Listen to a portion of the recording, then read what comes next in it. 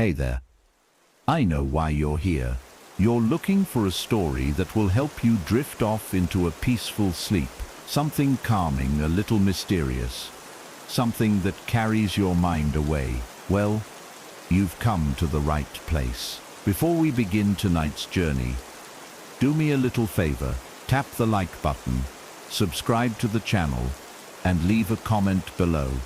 Even just a good night. It really helps more sleepy souls like you find their way here. Now, close your eyes, take a deep breath, and let's begin tonight's story. They say some things are meant to stay buried, but what happens when you dig too deep and bring something back that never wanted to be found? She only wanted to clear her yard, but her spade struck porcelain instead of stone. A doll, fragile, cracked, eyes too lifelike to ignore. That night, the first knock came, faint, deliberate, like a warning from the dark. Now every night, the knocking grows louder, closer, and the doll, its head turns on its own, always facing the door, as though it's waiting for something to arrive or to be let in. Stay with us as we unravel this chilling story of an unearthed secret, a porcelain curse, and the night it all came knocking. She hadn't expected to find anything buried there. The plan was simple: dig a little garden patch near the porch and finally plant the wild flowers she'd been putting off all spring. The shovel sliced easily through soft soil until it hit something solid with a hollow clink that made her stomach twist. It wasn't rock. Kneeling, she scraped with her fingers until pale porcelain emerged from the earth. At first she thought it was a shard, but as more of it appeared, she saw the tiny nose, the cracked painted lips, the eyes closed tightly as though sleeping. It was a doll. Its dress was tattered, lace blackened by years underground, and its limbs stiff as she pulled it free.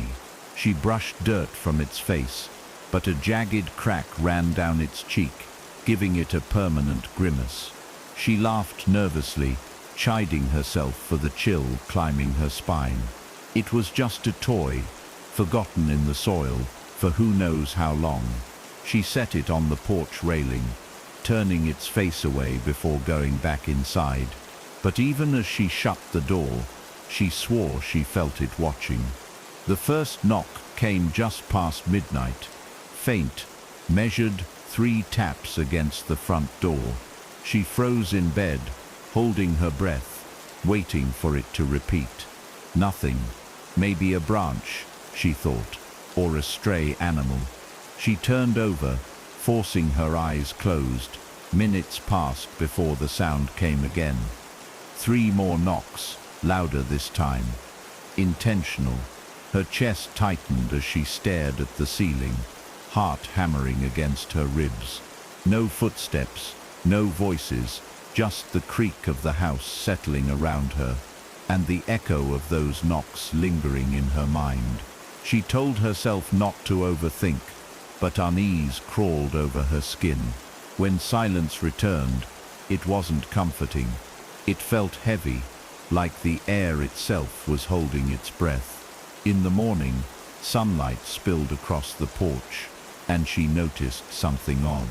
The doll was no longer facing away, its cracked face tilted toward the door, eyes open, now glassy and unblinking. She froze, gripping the doorknob, as a ripple of unease worked through her. Had she imagined leaving it turned? Maybe she hadn't been paying attention. She picked it up, staring into its reflective eyes that seemed too deep, too aware. With a shaky laugh, she decided to put it in the shed, out back, out of sight, out of mind. But as she closed the shed door, she thought she heard a soft thud from inside, like a shift in weight. She didn't open it again. That night, the knocking returned, sharper now. 3 knocks, pause, 3 more. She sat rigid in bed, clutching her phone like a lifeline. Midnight stretched on endlessly, every shadow in her room seeming to ripple with unseen movement. She wanted to look out the window, to prove to herself there was no one there, but she couldn't bring herself to move. Then came a new sound, the faint creak of porch boards under weight. Her heart climbed into her throat as she strained to hear. Silence. Then a soft scraping, like fingernails dragging across wood. She pulled the blanket over her head, whispering that it was just the wind. By the third night, she couldn't sleep. The knocks came at precisely the same time, always 3.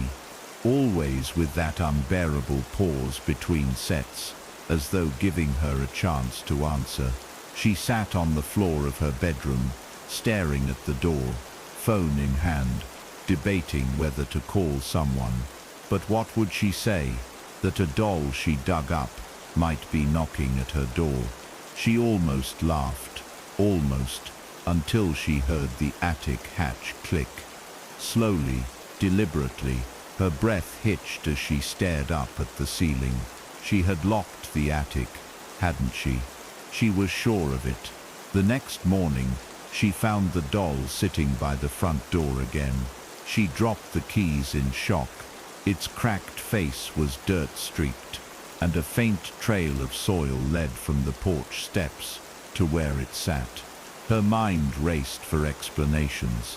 Had an animal dragged it out of the shed? But how would it prop it upright like that? She didn't touch it this time. Instead, she grabbed her phone and scrolled through listings for antique appraisers. Maybe she could sell it, get it out of the house before her nerves shredded completely. That evening, as dusk settled, she heard a soft shuffle outside. She peered through the curtains and saw nothing. But when she turned back, the doll was gone from the porch. Panic shot through her like ice water. She checked the yard, the shed, even under the porch. Nothing. It wasn't until she came back inside that she saw it again, sitting on the hallway table, its head tilted slightly more than before, facing her bedroom door. She didn't sleep that night. The doll sat unmoving on the hallway table, but every time she passed, she swore its head was tilted a little more. By 3 a.m., the house felt colder than it ever had, each creak of the floorboards echoing like footsteps in the silence. She wrapped herself in a blanket and curled on the couch, phone clutched tight in her hands, scrolling aimlessly through news articles and videos to distract herself. But her eyes kept darting toward the hallway, toward the thing waiting there. At some point, exhaustion claimed her, and she drifted into a restless doze until 3 sharp knocks at the window jolted her awake. She didn't move. Breath shallow, she stared at the curtains rippling faintly from a draft. The knocks came again, deliberate and steady. Not random, not the wind. She couldn't bring herself to look. Slowly, she pressed her phone against her chest and whispered for the knocking to stop. And for a long moment, it did. Silence pressed in heavy, suffocating. Then the sound shifted, soft scratching now, like tiny porcelain fingers dragging down the glass. She covered her ears, tears burning hot as they slipped down her cheeks. The sound went on for what felt like hours before it finally faded. When the first light of dawn crept in, she found herself still curled on the couch, muscles stiff, heart still racing. By morning, she decided the doll had to go. She grabbed a cardboard box, stuffed the cracked porcelain figure inside, without daring to look at its face, and taped it shut. Her hands shook the whole time. As she drove toward the edge of town, the box sat on the passenger seat, like a silent passenger. She kept glancing at it, certain it would shift or make a sound. It didn't. When she reached the old bridge, she pulled over, heart pounding so loud she could barely hear herself think. She hauled the box out, lifted it over the railing, and dropped it into the river below.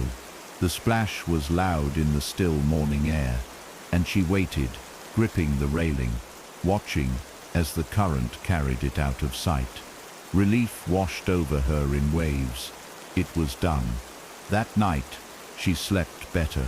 No knocks, no scratches, just silence. But as she stood in the kitchen making coffee the next morning, her eyes drifted toward the hallway, and she froze. There it was, the doll, sitting on the hallway table, exactly where it had been before. Mud streaked its tattered dress. Tiny droplets of river water glistened on the hardwood floor beneath it. Her mug slipped from her hand and shattered, coffee pooling around her feet. She stumbled back, hand clamped over her mouth, to hold in the scream clawing its way up her throat. She couldn't understand it. She had watched the river carry the box away. She had seen it sink beneath the surface, and yet here it sat, as though it had never left. For the first time she thought about leaving, about packing her things and abandoning the house. But where would she go? Who could she tell? She couldn't call the police and claim a doll kept returning from the dead.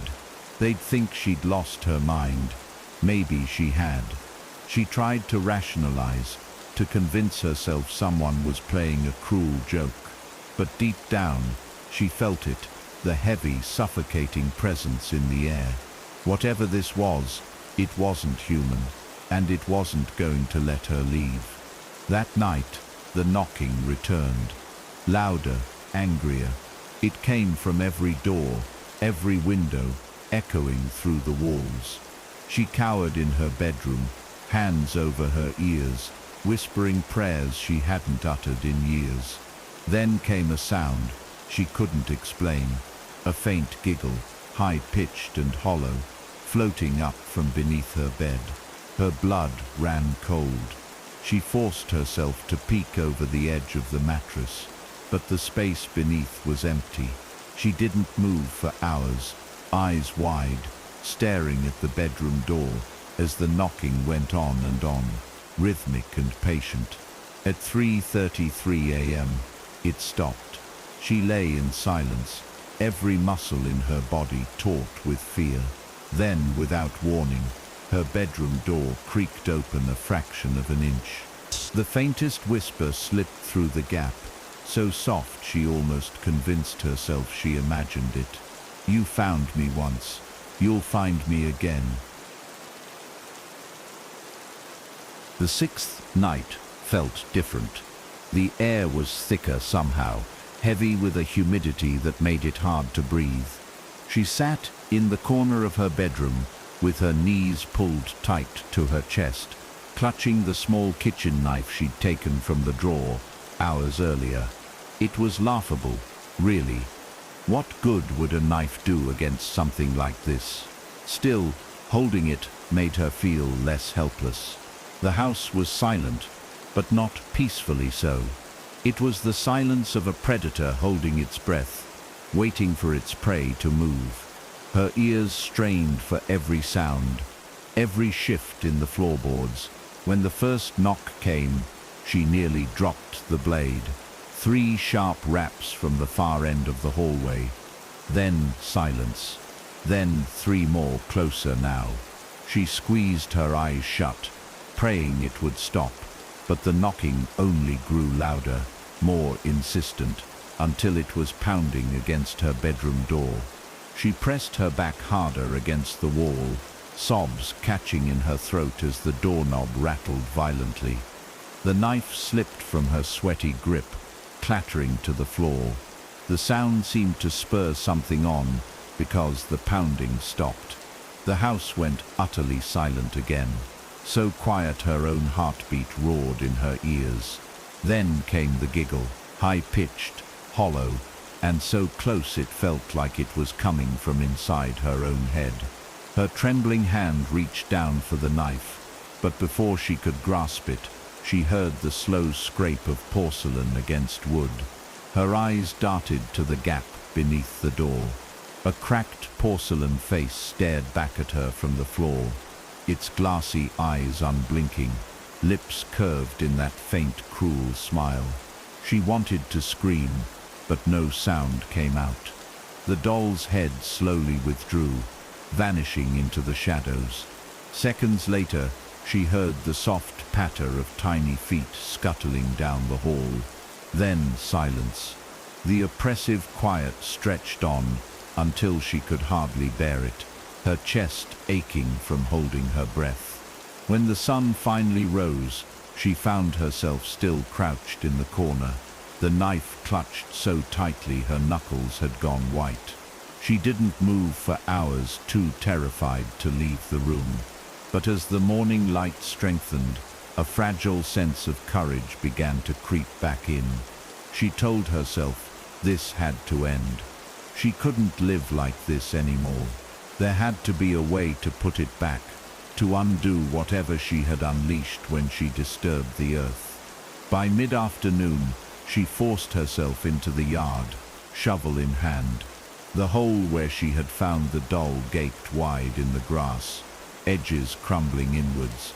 As she knelt by it, she noticed something she hadn't seen before.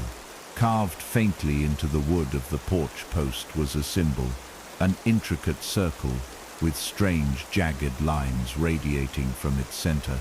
She didn't know how she had missed it all these days. Her stomach churned as her mind raced.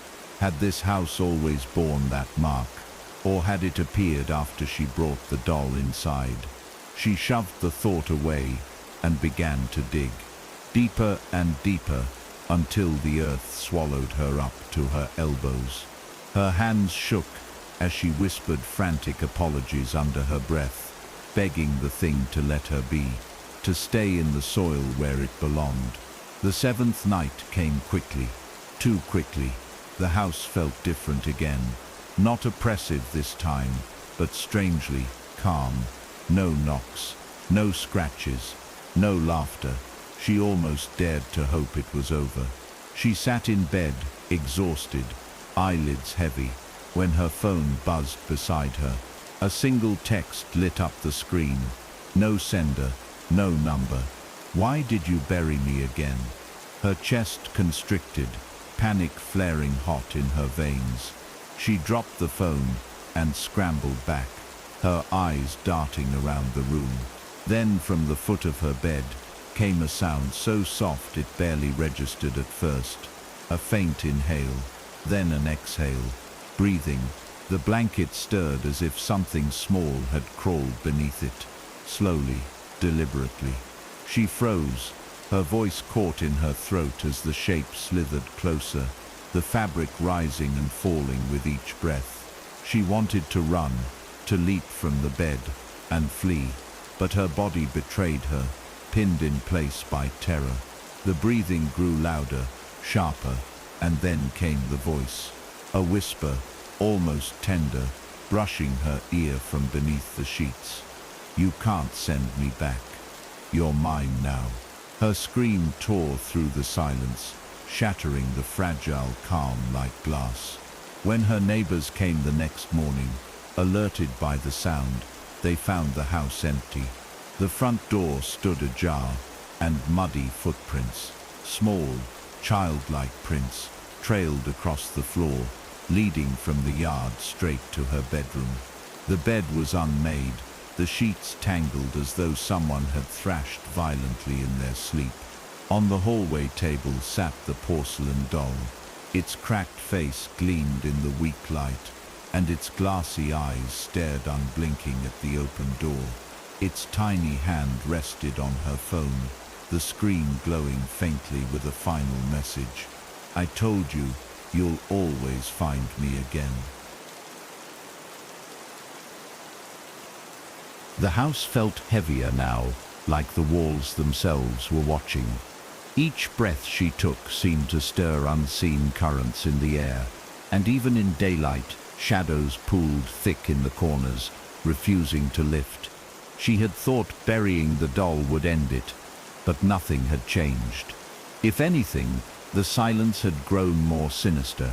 She moved carefully from room to room, whispering apologies she wasn't sure anyone or anything could hear. Her mind kept replaying that last message. The words burned into her thoughts. "You're mine now." There was no running from this. She knew that, but she still checked every lock on every door and window, as if bolts and chains could stop something that came crawling up from beneath her bed. By the second night, the knocking returned. It wasn't the patient rhythm from before.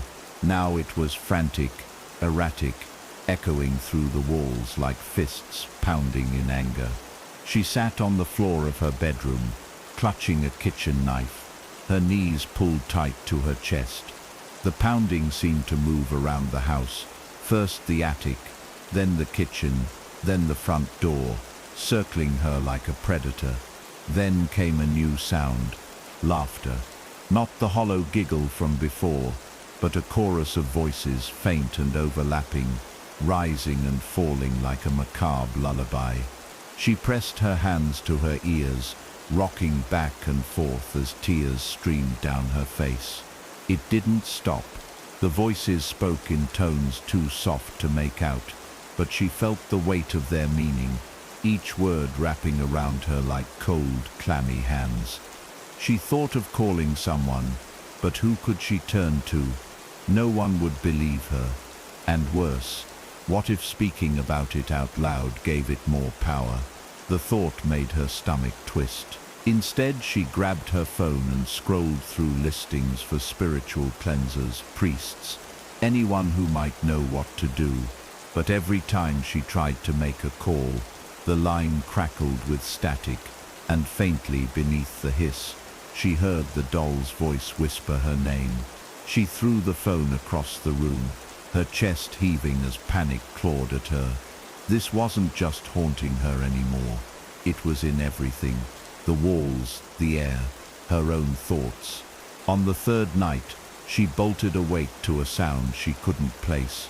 Not knocking, not scratching, breathing, soft, measured, and far too close. She turned her head, her eyes adjusting to the dark, and saw it. The doll sat at the foot of her bed, its glassy eyes fixed on her. Its cracked lips were parted slightly, as if it were breathing too. She didn't move, couldn't. Her entire body locked in place as the air thickened around her. Then, with a faint click, the doll's head tilted to one side. The sound of porcelain grinding sent shivers down her spine. Slowly, its tiny arms raised, and its head twisted further, the crack down its face splitting wider, like a jagged smile. She screamed, the sound raw and broken, and leapt from the bed. Her foot caught on the sheets, sending her sprawling to the floor. She crawled backward until her shoulders hit the wall, knife clutched in shaking hands. But the doll didn't move. It just sat there, arms outstretched, as though waiting to be held. Her chest heaved as she forced herself to her feet and backed out of the room. She didn't stop until she was in the yard, barefoot and shivering, staring up at her darkened bedroom window. And there it was. The doll stood behind the glass now, its tiny hand pressed against the pane, head still tilted, eyes reflecting the faint moonlight like twin orbs of polished ice. She didn't go back inside that night. Instead, she sat on the porch steps until sunrise, her arms wrapped tight around her knees. When the first light spilled across the yard, she finally dared to re-enter. The house smelled faintly of earth and mildew, the air cool and damp like a cellar. The doll was no longer in her room, but as she passed the hallway table, she saw it sitting there, its head now tilted in the opposite direction, cracked lips curved into something almost human. She staggered back, bile rising in her throat. It didn't matter what she did, it would always return. By the fourth night, she stopped fighting sleep. Exhaustion took her down like a wave. dragging her into dark dreams where the doll's face floated in endless black water. In the dream she reached for it, and its tiny hands latched onto her wrists with surprising strength. Its voice bubbled up from the depths, gurgling through the cracks in its porcelain. "You dug me up. You brought me home. You're part of me now." She woke screaming, drenched in sweat, and when her eyes adjusted to the room, she saw muddy footprints circling her bed. Small, childlike prints leading in endless loops. She stopped counting the days. Time felt fractured in the house now, as though the clocks ticked to a rhythm not her own. Daylight brought no comfort. It only highlighted the long shadows pooling in the corners and the faint smell of damp earth that never left her nostrils. She cleaned obsessively, scrubbing floors and wiping down windows, but the muddy prints always returned. Tiny footprints tracking across the hallway, stopping at her bedroom door, as if circling her like a predator scenting weakness. She hadn't touched the doll since the night she fled her room.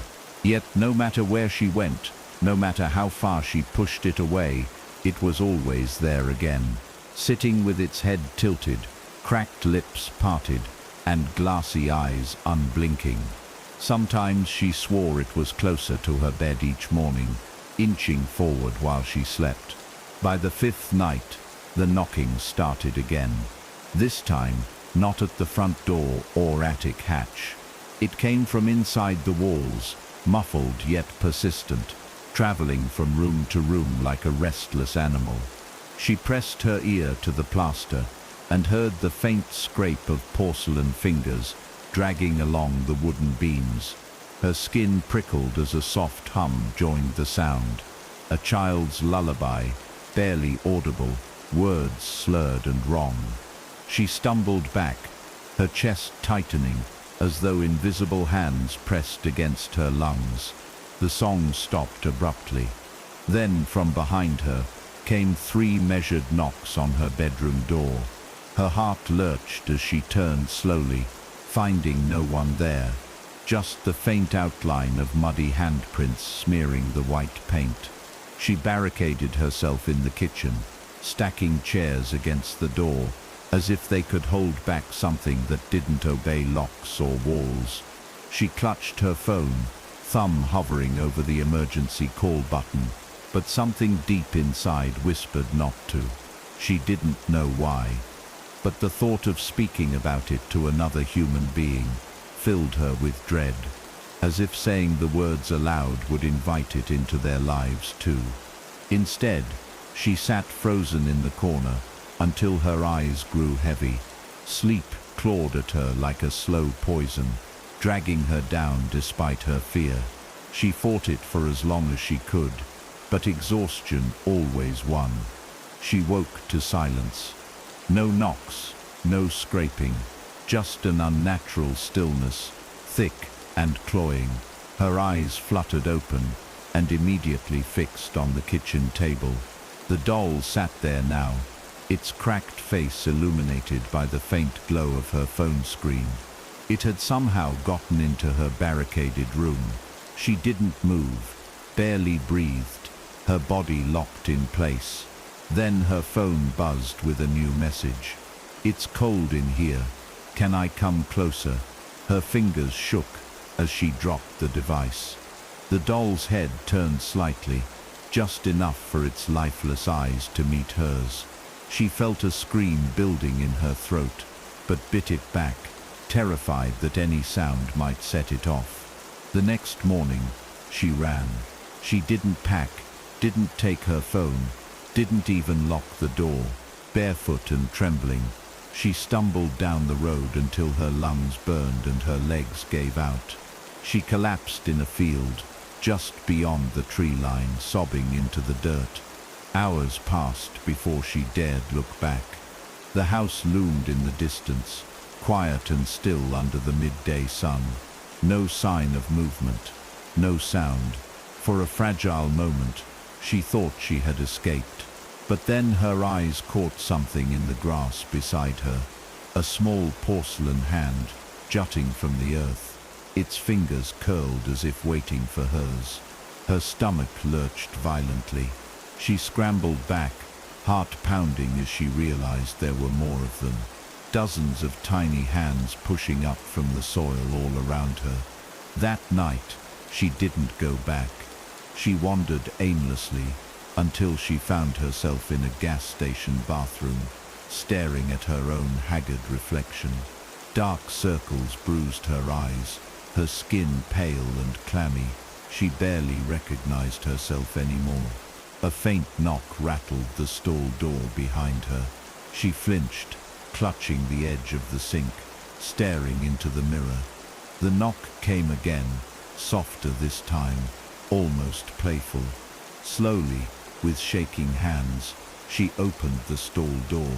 The doll sat on the grimy tiles, its cracked face tilted up toward her, glassy eyes reflecting the flickering fluorescent light.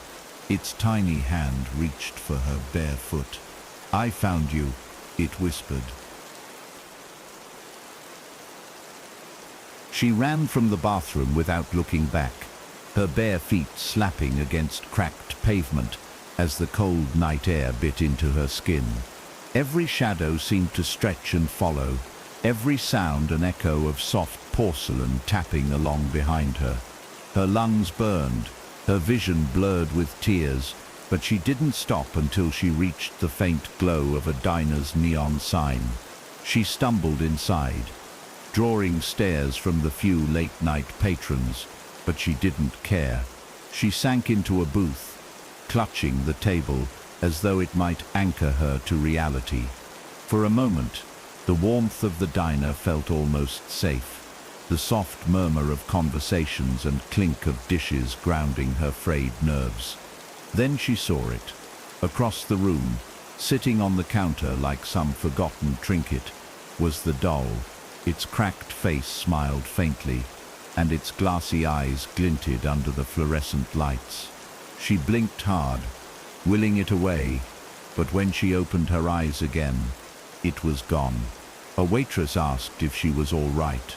She nodded mutely, gripping her knees beneath the table, afraid her voice would betray the scream rising in her throat. She didn't remember leaving the diner. One moment she was staring at the empty counter. The next she was standing on a desolate road, the world silent except for the sound of her own breathing. Fog rolled low across the asphalt, curling around her legs like fingers.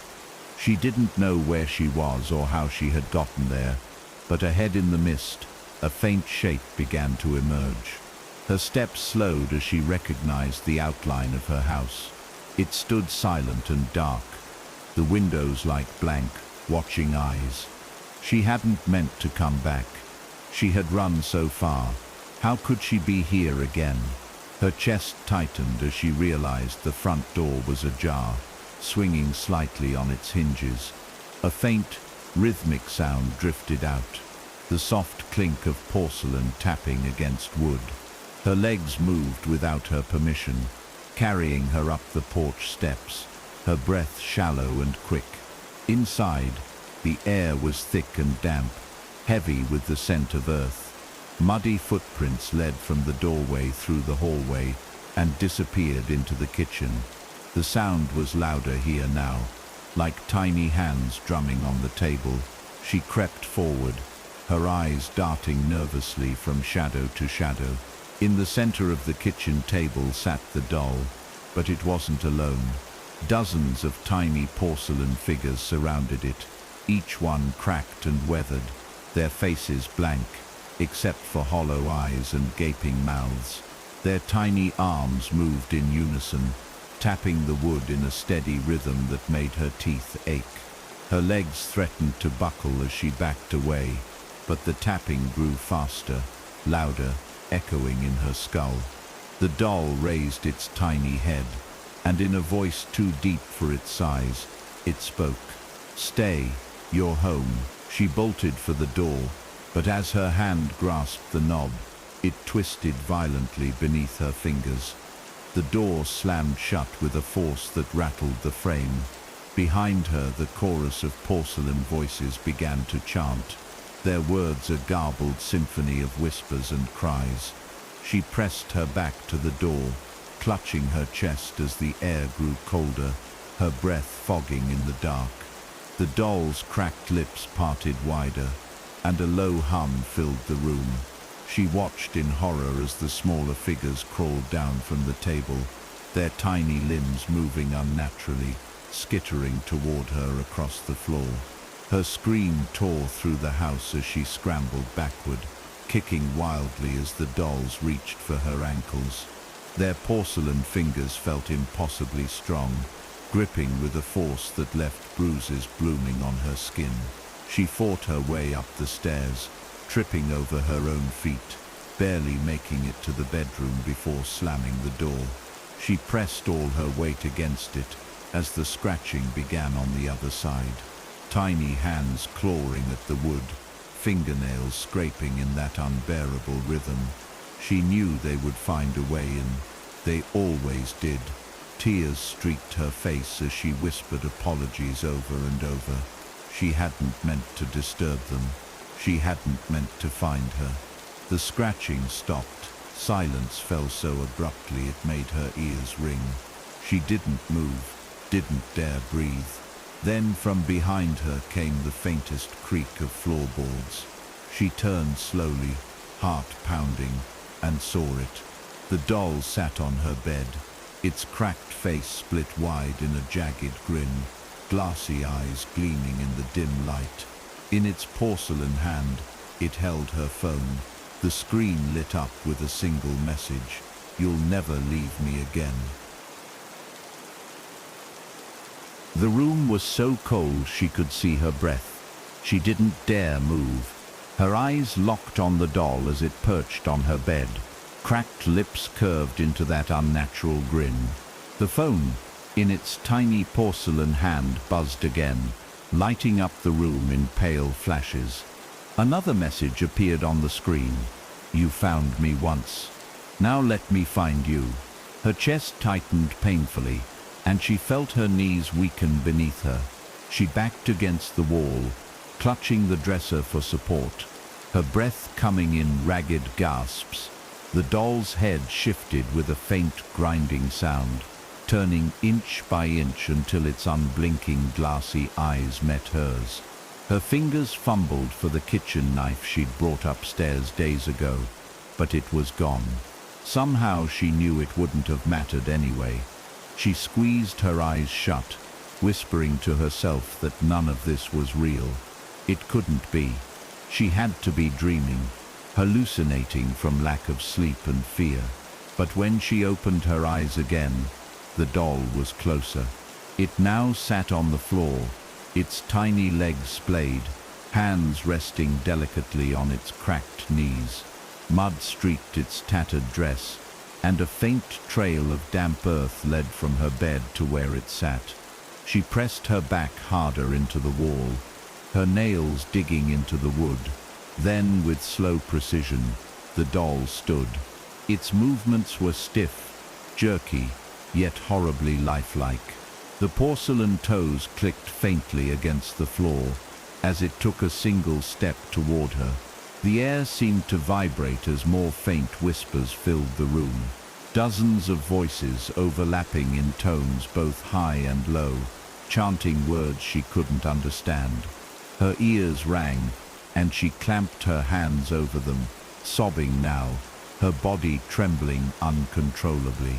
The doll advanced, its cracked face expressionless now, but its eyes burned with something deeper, something knowing. She tried to scream, but her voice caught in her throat as her phone buzzed again. Another message: "I'm inside now. You're part of me." Her hands shook so violently the phone slipped from her grasp and clattered to the floor. The screen went black. Suddenly, all sound stopped. The air grew oppressively still, so thick she felt as if she were drowning. She didn't realize she had stopped breathing until a sharp pain bloomed in her chest. Then came the faintest sound of porcelain tapping, not from in front of her this time, but from behind. Slowly, she turned her head toward the mirror. Her reflection stared back, but it wasn't right.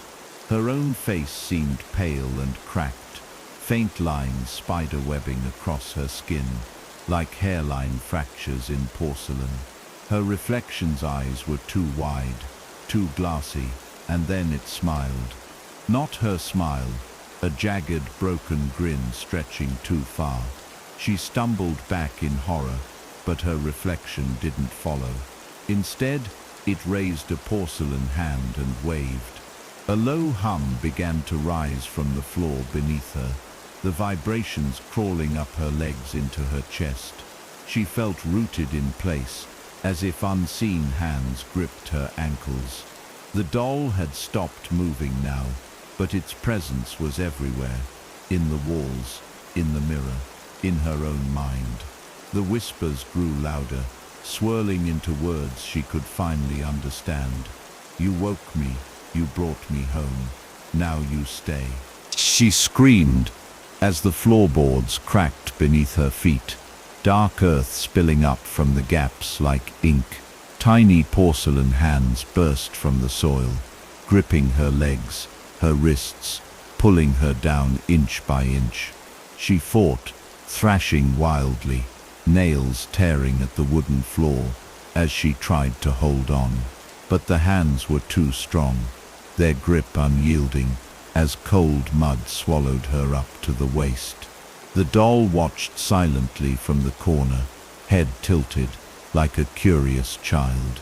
As the earth closed around her chest, she let out one final desperate sob. The last thing she saw before the darkness claimed her was her own reflection in the mirror. Her face now fully porcelain, cracks running deep, glassy eyes wide and unblinking. A hollow voice echoed in her skull. "Now you're mine." When the neighbors checked the house days later, they found it completely empty. The furniture sat untouched, the air still heavy with damp earth and decay. Only one thing was out of place. On the hallway table rested a porcelain doll. Its cracked face stared blankly at the open front door, tiny glass eyes glinting faintly in the pale sunlight. Its dress was clean now, its hands folded primly in its lap as though waiting. And in its lap lay a small phone, the screen faintly glowing with a final unread message. "Buried again. Being fold." The house stood silent for weeks after her disappearance. Neighbors whispered in low tones about the woman who had vanished without a trace, their voices heavy with unease. Some said she'd fled in the middle of the night. Others believed she'd been taken, though no one could say by whom or what. But everyone agreed on one thing: the house felt wrong now. Children refused to play near it. Dogs barked and whined at its gates. And even the mailman crossed the street to avoid its shadow. One neighbor, an older man who prided himself on his skepticism, decided to investigate. Armed with a flashlight and a deep sense of curiosity, he pushed open the front door, calling her name into the darkness. The smell hit him immediately, damp earth and something faintly metallic. He wrinkled his nose, scanning the hallway. That's when he saw it. The porcelain doll sat neatly on the hallway table, its cracked face illuminated by the weak afternoon light. It seemed harmless enough, but the longer he stared, the more he felt it staring back. The man shook his head, chuckling at his own unease. "Just a doll," he muttered, stepping inside. But as his foot touched the creaking floorboards, a faint knock echoed through the house. He froze, flashlight beam darting nervously across the walls. The knock came again, soft, deliberate, from somewhere deeper within. His mouth felt dry as he called out again, his voice trembling slightly now. No answer, only silence. He took another step, and the sound of porcelain scraping across wood made him whip around. The doll's head had turned. It now faced the open door, its glassy eyes fixed on him like a predator fixing on prey.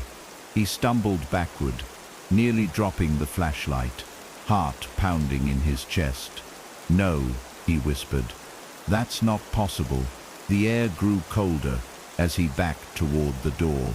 Every instinct screamed at him to run, but something unseen pressed against his chest, holding him in place. A low hum vibrated through the floorboards, faint but growing louder. His flashlight flickered, the beam stuttering like a dying heartbeat. Then came the laughter, soft at first, then swelling into a chorus of high-pitched giggles. The man clapped his hands over his ears, backing against the door frame. "This is a joke," he said, hoarsely. "Some damn joke." But deep down, he knew no one was laughing. The flashlight died completely, plunging him into darkness.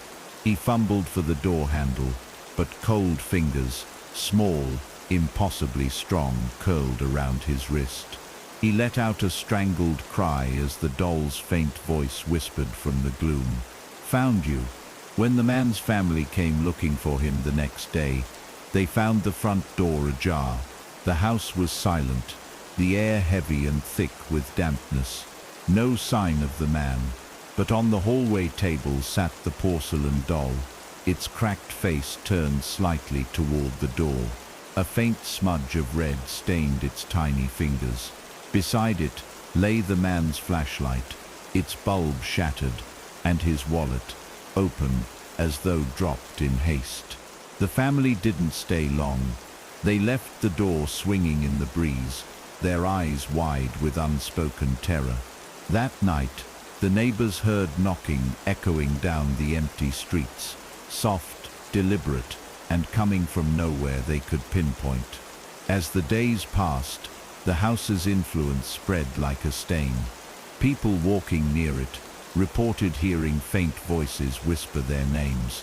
Dogs growled and pulled their owners away from the property, their fur standing on end. Children spoke of a cracked lady watching them from the upstairs windows, even though no one had entered the house since the man vanished. One mother, desperate to prove her child wrong, walked up the porch steps and peered through the dusty glass. At first, nothing. Then from the corner of her eye, she caught movement. A faint shift of white porcelain in the shadows. When she blinked, it was gone. But as she turned to leave, she heard the soft scrape of fingernails against the glass. She never walked that street again. Soon, rumors spread beyond the neighborhood. Curious strangers came with cameras, eager to capture evidence of the haunting. They laughed nervously as they filmed the crumbling facade, daring each other to knock on the front door. Most left unharmed, but one woman, emboldened by wine and bravado, stayed behind after her friends retreated. She pushed open the door, calling out with forced cheer. "Anyone here?" No answer. She wandered inside, the musty air clinging to her skin. Her flashlight flickered, casting long shadows across the cracked walls. Then from the upstairs landing, she heard the faint sound of porcelain tapping wood. Slowly, deliberately, her smile faltered. "Hello," she whispered. The tapping grew louder, closer, until it was directly behind her. She spun around and screamed. The woman's scream echoed down the empty street, piercing the still night air like a blade. Her friends, waiting nervously in the car, jolted at the sound. They stared at the house, its dark windows staring back like hollow eyes.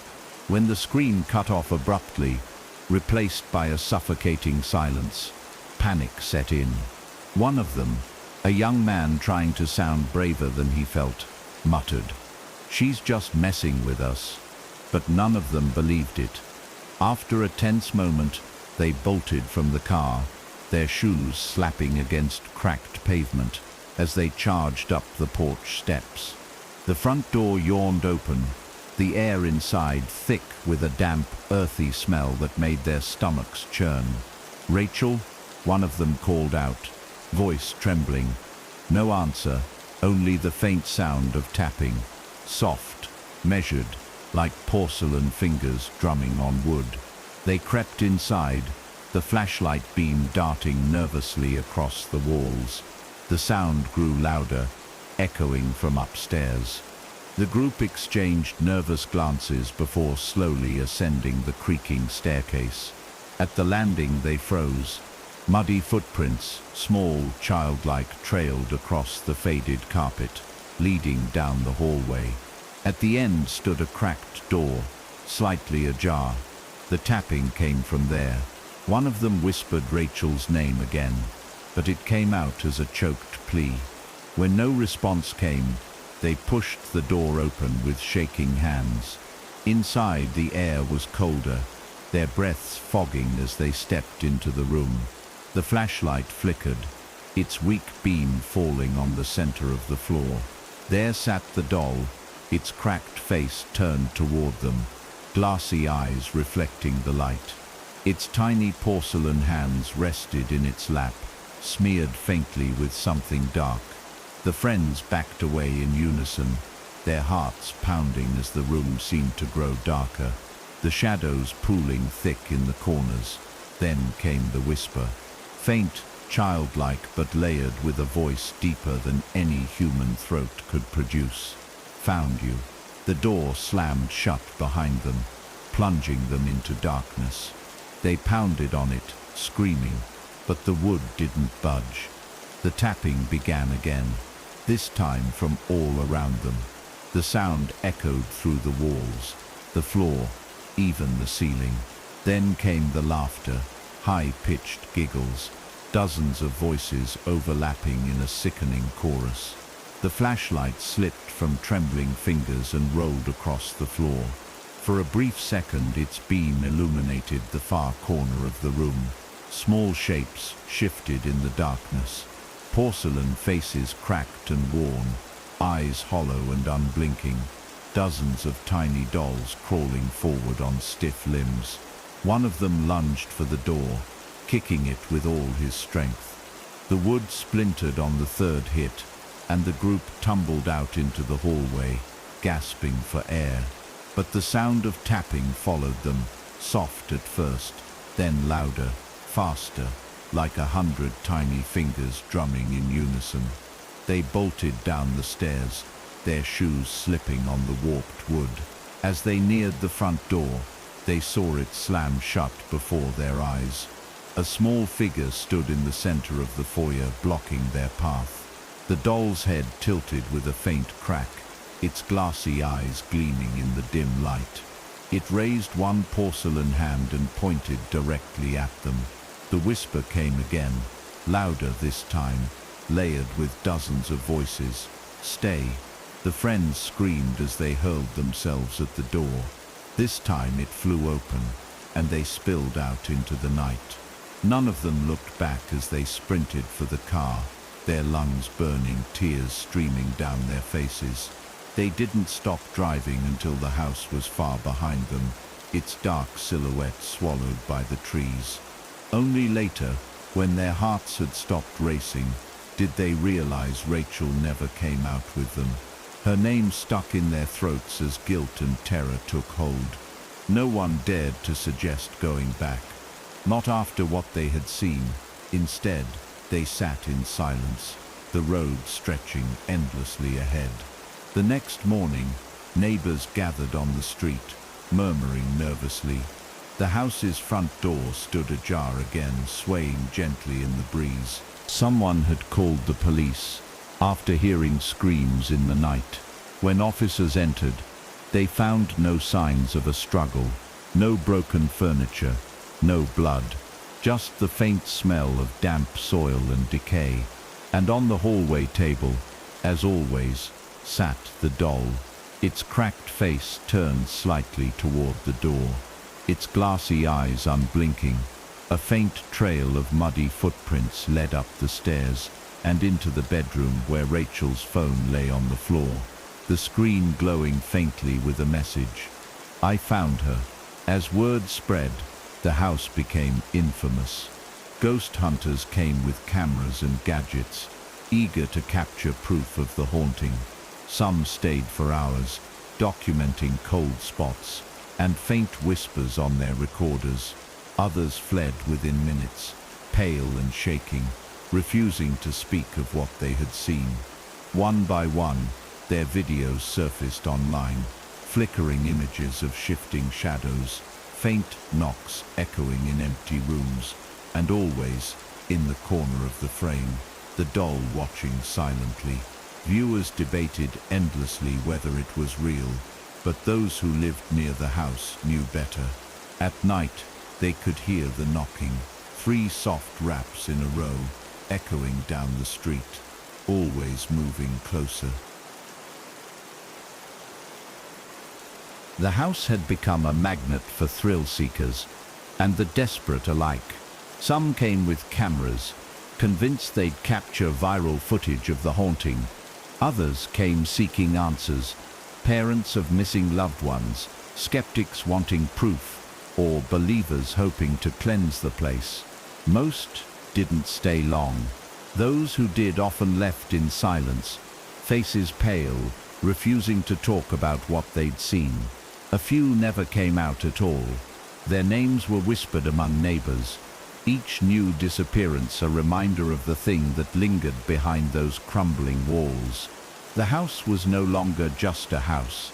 It had become a wound in the earth, festering and pulling people in like a spider's web. And always, at its heart, sat the doll, watching, waiting. One night, a woman named Claire came. She wasn't like the others. She didn't bring cameras or friends. She came alone, clutching a small satchel filled with candles and chalk. A psychic, some said. A fool, others whispered. She stood on the porch for a long time, eyes closed, lips moving in silent prayer before stepping inside. The air was colder than she'd expected, heavy and damp like a cellar. She lit a candle and began tracing symbols on the floor with trembling hands. The house seemed to breathe around her, floorboards groaning, walls shuddering faintly. Then came the voice, not loud, not even angry, just soft, childlike. "You woke me. Why send me away?" Claire froze, her chalk clattering to the floor. In the flickering candlelight, she saw the doll sitting at the edge of the hallway, its cracked face tilted, eyes catching the faint glow. Claire's breathing quickened as she began to chant louder, drawing more symbols, her voice rising in pitch. The air thickened, pressing against her chest like invisible hands. She could feel it now, not just in the room but inside her mind, weaving through her thoughts like smoke. The doll didn't move, but its presence grew heavier, suffocating her with each passing second. The candlelight faltered as shadows deepened around her, coiling like snakes on the walls. "You can't banish me. You brought me back." The whisper came from everywhere and nowhere, layered with the voices of children, women, and something much deeper. Claire screamed the final words of her incantation, pouring every ounce of strength into the ritual. For a heartbeat, the house went still. Then a violent gust of wind snuffed out her candles, plunging her into darkness. The silence didn't last. A faint tap echoed from the far end of the hallway. Then another, and another. The sound grew louder, faster, until it was all around her. She fumbled for her bag, desperate for a match, but cold porcelain fingers gripped her wrist. Claire's scream was swallowed by the shadows as they closed in. Neighbors reported hearing her cries that night, muffled, almost inhuman, but no one dared investigate. When the sun rose, the house stood silent again. Inside, there was no trace of Claire. Only her satchel lay on the floor, its contents scattered across the warped wood. And on the hallway table, the doll sat primly, its cracked lips curved into the faintest of smiles. The news picked up the story, days later, labeling the house as cursed. Reporters visited, filming segments from across the street, but refusing to step inside. Paranormal experts argued over its history, some claiming a tragic event had tainted the land, others blaming mass hysteria. But locals knew the truth. They spoke of the doll, the way its eyes seemed to follow you, the way you could hear faint knocking if you stood too close after sunset. Some swore they saw it move, glimpsed it in their windows at night, even miles from the house. The curse was spreading, tendrils reaching into the lives of those who'd only brushed against its influence. One man, a truck driver, who had once dared to film a TikTok outside the house, woke one night to faint tapping at his bedroom window. He brushed it off as a tree branch until he heard it again, 3 deliberate knocks. He turned slowly, stomach twisting with dread. There, on the windowsill, sat the doll. Mud streaked its cracked porcelain, and its tiny hand was raised as if knocking again. Before he could move, his phone buzzed on the nightstand. A single message lit the screen. "You found me." His scream woke the neighbors, but by the time they arrived, his room was empty. Only muddy footprints remained, trailing from the window across the floor, and on his pillow, the doll sat patiently, glassy eyes reflecting the faint glow of his phone screen. The town had begun to change. It wasn't just the house anymore. It was in the streets, in the air, in the restless dreams of the people living nearby. Children woke screaming at night, their parents unable to calm them. Dogs refused to enter certain rooms, standing at thresholds with hackles raised and teeth bared. And every so often, faint knocking echoed through the quiet streets, 3 measured raps that seemed to come from nowhere at all. No one could pinpoint when it started, but soon everyone knew not to answer. Everyone, except for one. A teenage boy, restless and emboldened by online dares, waited alone in his room as night settled heavy over the neighborhood. His camera was already recording, the live chat flooding with comments, urging him to knock back or invite her in. Grinning nervously, he held up a shaky hand and rapped 3 times on his bedroom wall. The sound echoed faintly. Silence followed. Then came the response, 3 sharp knocks from inside the wall. The boy froze, his smile faltering as fear flickered in his eyes. "Hello," he whispered, voice quivering. The chat exploded in laughter and panic. "Don't answer it." One user typed frantically, but curiosity pulled him forward. He pressed his ear to the wall and heard faint scratching, like tiny nails dragging along the other side. Then a whisper, so soft he barely caught it. "Can I come in?" He stumbled back, shaking his head. No, no way. But the knocking came again, harder this time, rattling picture frames and sending books toppling from his shelves. His camera shook violently as his viewers typed panicked messages, the feed glitching with static. Then from the corner of the frame, something small and pale shifted in the shadows. A cracked porcelain face emerged from beneath his bed, glassy eyes catching the faint glow of his monitor. The boy didn't even have time to scream. When his parents checked his room the next morning, it was empty. The sheets were rumpled, his phone still recording on the floor. In the video, the feed was dark and distorted, faint giggles echoing from somewhere off-screen. And at the very end, the doll stepped into view, mud streaked across its tattered dress, its cracked lips parting in a jagged grin. It raised one tiny hand and waved at the camera. Then the screen went black. The footage went viral within hours, but no one laughed for long. Commenters reported strange knocks on their walls after watching, and a few even claimed to see a small figure reflected in their screens at night.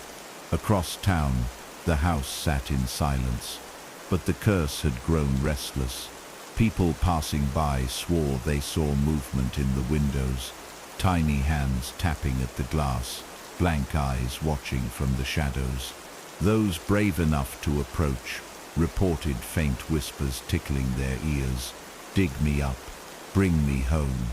Some succumbed to the voice, driven by a compulsion they couldn't explain. They dug in their own yards, finding nothing but dirt and roots, yet still hearing the voice, growing louder each night. One woman woke to find muddy footprints circling her bed. Another found her child cradling a porcelain doll she swore she'd never seen before. Its cracked face grinned up at her as her son whispered, "She likes it here." The town began to unravel. Businesses closed early. Streets emptied after sunset. The knocking grew bolder now, echoing from doors, walls, and windows in rapid succession. 3 raps, pause, 3 more. It never stopped. Some families fled, leaving their homes behind. Others barricaded their doors and prayed. But prayers didn't help. Nothing did. Those who stayed too long were taken. First, they'd hear whispers, then the knocking, and finally, their loved ones would wake to find empty beds, muddy footprints, and always the doll. It would be sitting somewhere nearby, waiting with patient eyes. In the center of it all, the house remained untouched, as though daring someone to enter. No one had crossed its threshold since the psychic vanished, but at night, faint lights flickered in the windows. Shadows moved behind tattered curtains, and soft voices sang broken lullabies that carried on the wind. And then one night, a man returned. The same man who had first unearthed the doll, long thought missing. He walked barefoot up the cracked path, his clothes tattered, his eyes hollow and unblinking. Neighbors watched from their windows, hearts pounding as he disappeared into the house. A faint giggle drifted out as the door slammed shut behind him. The lights inside flared brightly, then extinguished, and when morning came, the house stood as it always had, silent, still, and waiting. But something was different now. On the front porch sat not one but 2 dolls, both cracked, both with their heads tilted in eerie symmetry. One of them still held the faintest trace of familiarity in its hollow glass eyes, as if it remembered, as if it was waiting for the next person to bring it home. The town had changed in ways that were hard to name but impossible to ignore. It wasn't just the quiet streets or the houses with boarded-up windows. It was in the air, thick and heavy, clinging to skin like a damp fog that never lifted. It was in the way neighbors avoided each other's eyes, afraid that speaking the fear aloud might give it strength. At night, even the most skeptical residents admitted hearing it, the faint, measured knocking, 3 soft raps, always in sequence, echoing across doors, windows, even walls. At first, they thought it was pranksters testing the town's growing paranoia. But when those who answered the sound began to disappear, vanishing from locked homes without a trace, the laughter died. People started leaving in waves, loading their cars with suitcases and driving away without looking back. Those who stayed clung to rituals they barely understood. Salt lines at doorways, candles left burning through the night. Some whispered prayers, others simply wept, rocking silently as the night stretched on endlessly. The old house sat at the center of it all, its crooked frame a festering wound in the heart of the neighborhood. Each morning, more porcelain dolls appeared on its porch, arranged neatly as if waiting for something or someone. Nobody dared count them anymore. Emily tried to ignore the growing unease. She wasn't from this town, wasn't connected to the stories or the missing people, but that didn't stop the fear from creeping under her skin like a slow infection. At first, she told herself the knocks were just dreams. She'd wake in the small hours of the night, heart pounding, convinced she'd heard them. 3 sharp, deliberate taps from somewhere in her apartment, always in threes, always followed by silence, so complete it pressed against her eardrums. She tried sleeping with music, then with the television humming faintly, but nothing drowned it out. The knocking persisted, impossibly patient, as though it knew she could hear it no matter what. Last night, it came from her bedroom closet.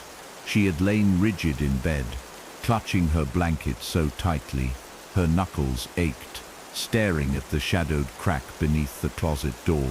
From within, a sound like tiny porcelain fingers drumming against wood. Her phone buzzed suddenly on the nightstand, the screen glowing in the darkness. A new message from an unknown number. 2 words, "You're next." Her breath hitched, and she nearly dropped the phone. She hadn't even been near the cursed house. She hadn't touched the buried doll, but somehow, impossibly, it had found her. By morning, Emily's resolve to stay broke. She packed hastily, throwing clothes into a suitcase without folding them, fingers trembling as she zipped it shut. Her eyes darted constantly to the closet, as though expecting the door to swing open on its own. She tried not to think about what she'd seen, or thought she'd seen, in the reflection of her vanity mirror last night. A pale, cracked face peering out from behind her shoulder, glassy eyes staring unblinking, as its mouth curved into a jagged grin. She hadn't turned around. Couldn't. She'd simply pulled the blanket over her head like a terrified child and waited for morning. Now, with the sunlight streaming weakly through her window, she felt no safer. She dragged her suitcase to the door, glancing back only once at the tidy apartment she'd called home. Something about it felt wrong, as if it already belonged to someone else. She shoved the thought away and stepped outside, locking the door with shaking hands. As she turned to her car, her breath caught in her throat. Sitting on the porch was a small figure she swore hadn't been there before. A porcelain doll. Its cracked face stared blankly at the street, glass eyes catching the light in a way that made her stomach twist. Emily forced herself not to scream, not to cry. She gripped her keys so tightly they dug into her palm, her breaths coming in shallow gasps. "It's just a doll," she told herself, over and over, as if repetition could make it true. Just a stupid doll some kid left behind.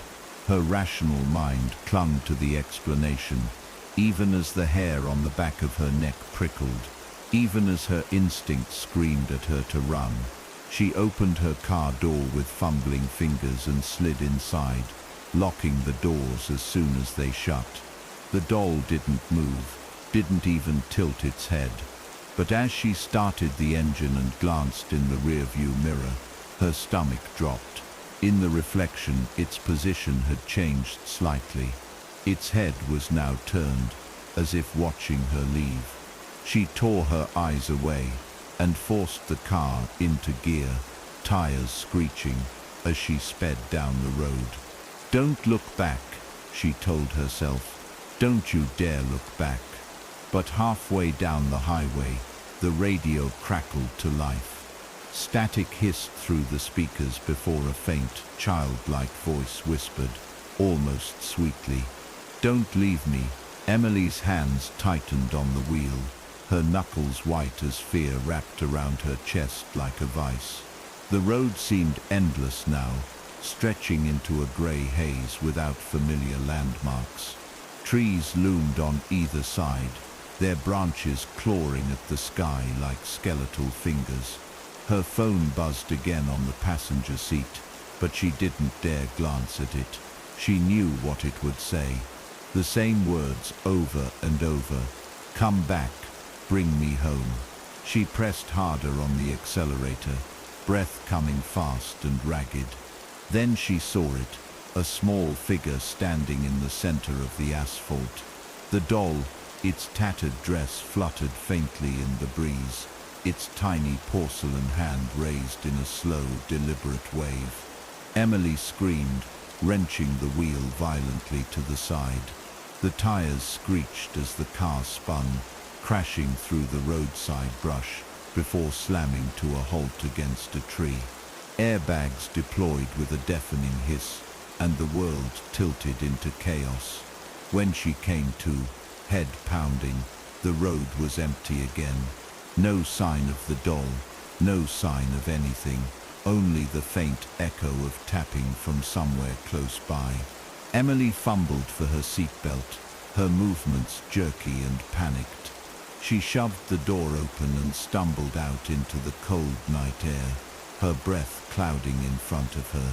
The woods pressed in close, their silence oppressive. She grabbed her phone from the seat, the screen cracked but still glowing. A new message waited. "You can't run." Her fingers trembled as she scrolled, seeing more and more identical messages flooding her inbox. Each one stamped with a time just seconds apart. Her heartbeat thundered in her ears as the tapping sound grew louder, now clearly coming from the trunk of her car. She backed away slowly, her foot catching on a root. The impact sent her sprawling, and as she scrambled to her feet, she saw it. The doll, sitting neatly on the trunk, its cracked face split in a jagged grin, its glassy eyes fixed on her. Emily's legs felt like lead as she stumbled backward into the cold embrace of the woods. The trees seemed closer now, their twisted branches arching overhead, like claws blotting out the pale light of the moon. Her breath came in harsh, uneven gasps as her back hit rough bark. The doll sat motionless on the trunk of her car, its cracked porcelain face tilted slightly. As though considering her, the air felt heavier here, thick with an earthy rot that clung to her nostrils and turned her stomach. She dared not look away from the doll, terrified that the moment she blinked, it would be gone, or worse, closer. Somewhere deep in her mind, a memory stirred of childhood nights spent hiding under blankets, convinced the shadows in her room were alive. But this was no childish terror. This was real. She could feel its eyes on her, feel its presence like cold fingers trailing across her skin. And then, with a faint scrape of porcelain on metal, the doll's head turned fully toward her. The sound was impossibly loud in the stillness, each movement punctuated by faint cracking noises, as if its neck joints were straining under unseen force. Emily's stomach churned as her phone buzzed violently in her hand. Another message blinked on the cracked screen. "Let me in." Her fingers trembled so badly, she almost dropped the phone. "No," she whispered, though her voice sounded weak, broken. She wasn't sure who she was answering. The doll or whatever lingered behind its glassy stare. The buzzing didn't stop. One message after another flooded in, their arrival marked by shrill, grating chimes that felt like nails in her skull. "Let me in. Let me in." Each text was identical, stamped just seconds apart. She tried to shut off the phone, but it wouldn't respond. The screen flickered, glowing faintly in the darkness, casting strange, jagged shadows across her face. And then the faint knocking began again. Not from the car, not from the trees, from behind her. 3 slow, deliberate raps on the tree she leaned against. Her breath caught in her throat as her body went rigid. She felt it now, tiny vibrations through the bark, as though porcelain fingers were tapping from the other side. Her voice caught in her throat.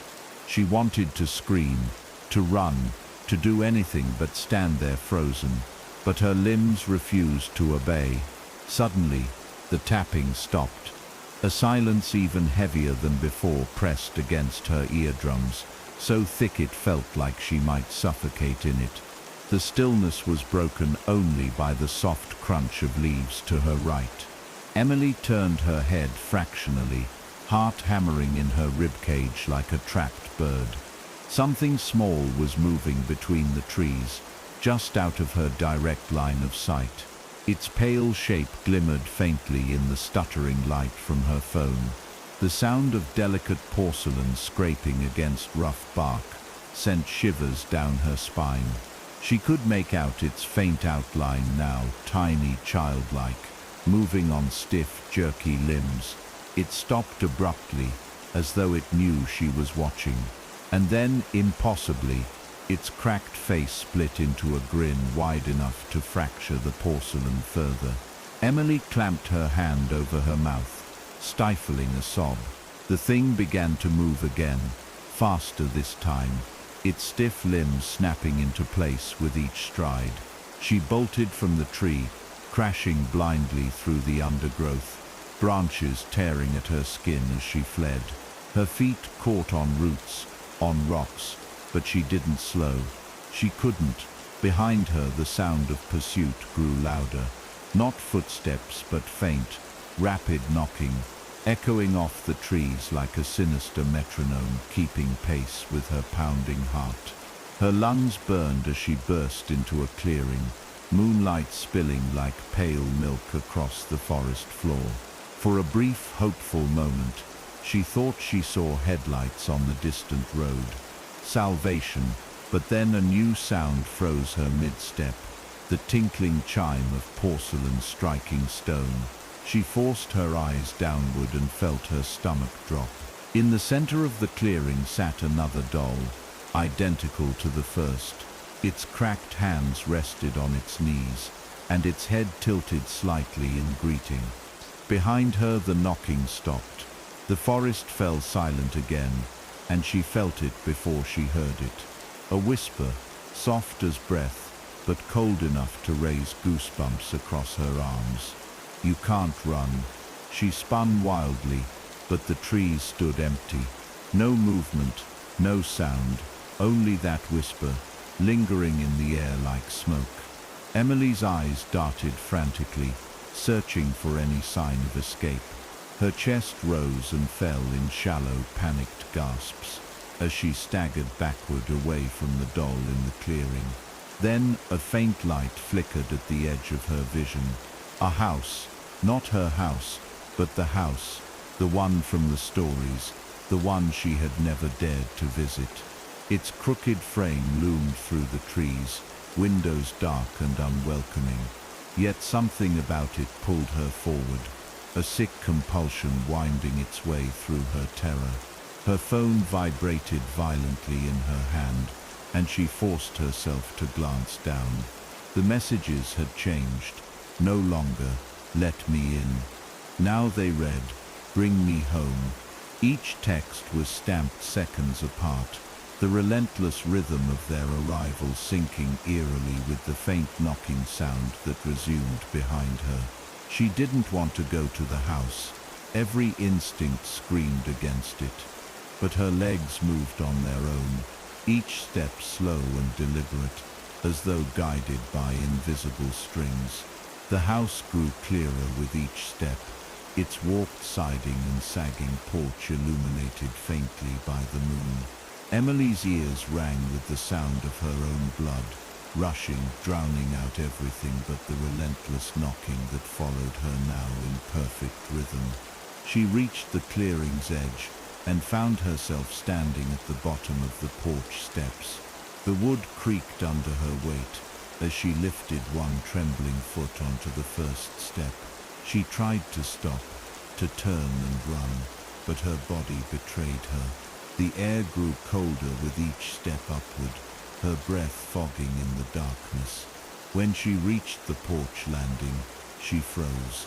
The front door stood ajar, a faint glow emanating from within, and sitting neatly to one side, lined up like patient sentinels, were 6 porcelain dolls, each one cracked, each one staring, and in the center, the first doll, the one she'd seen outside her apartment on her car in the forest.